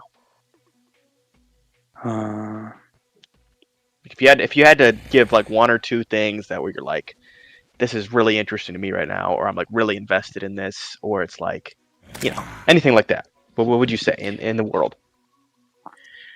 I think like principally, like my deepest interest in the world is the animal shit, like how animals are mistreated in the world. I think that's okay. In terms of my deepest convictions, that's my biggest concern. But I tend not to think about it that much. And lately, I've been thinking a lot more about immigration and stuff. Immigration. That's Charlie. You love that one, don't you? I do. We should not get into a deep conversation about this because I'm about to publish a video about it. So can we get into can we do 2 minutes? 2 minutes on immigration. 2 minutes. 2 minutes on immigration and save the rest for next week. Urbach, it's all you. Well, I just think that there are certain areas of the world bringing in basically like my first principles is that it's hyper experimental. So this has never been done in history, and I think I have a general conservative attitude where I'm always suspicious of change and new things where we don't really know the full nature of it. So fundamentally, it's hyper experimental. These large scale movements of large amounts of populations from continent to continent only occurred in like wars and colonization. So this has literally never happened, and it can only exist because of the efficiency of transportation. So it's because of planes. It's because of basically that traveling across the globe is radically cheaper, radically more safe, radically faster. And that's the fundamental pusher that has allowed this to okay, and occur. Then just I don't mean to interrupt you, but just as a final like statement, what do you think that immigration and like nationalism, like in terms of cross nationalism, is inherently a bad or a good thing? I don't know what you mean. Can you rephrase it? Yeah. So Charlie, what's a better way to say that? I think you actually said it pretty well. Yeah. Okay. Do you think that I guess maybe like, do you think that immigration is valuable, or do you think that immigration is a bad thing or a poor thing that is occurring on the scale it is right now? Oh yeah, definitely. That's definitely my bad. That's my general suspicion. Yeah. All right. Depends which country we're talking about, but especially in Europe, I think it's terrible. Let's just get a final statement. Immigration right now is You can say as much as you want. Final like- final statement. Final statement. If you had to say one or two sentences about like how you feel about immigration, just as like a prelude. We can talk about this more next time. Well, I think only a fool would want to lock down his borders to have no one foreign enter. I think immigration is principally it's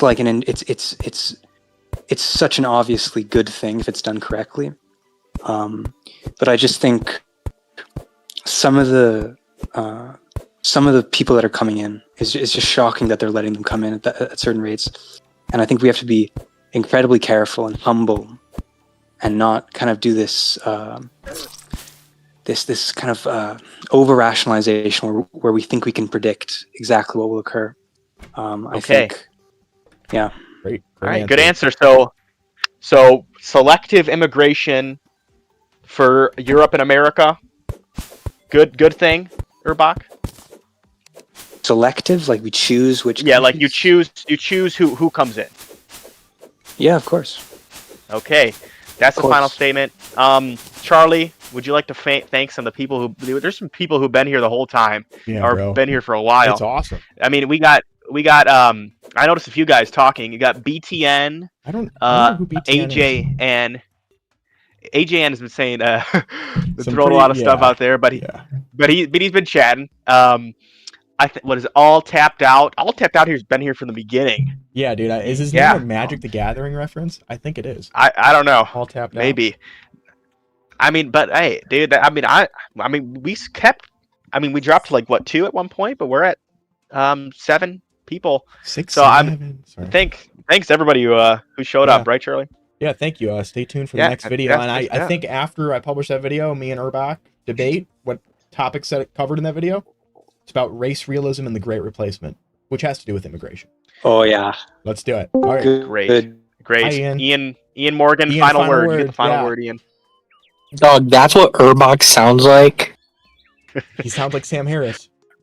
Dude, I tuned into the stream to see if he ever dude, that's what you sound like. This is not the voice I had Hey, imagined stop. for you. Stop. I was expecting We don't Yeah, make man. fun of people, Ian. Stop. Don't be nice to people. Yeah. All right. Good night. All right. Peace out. See you guys. Peace. All right. I'm ending the stream now.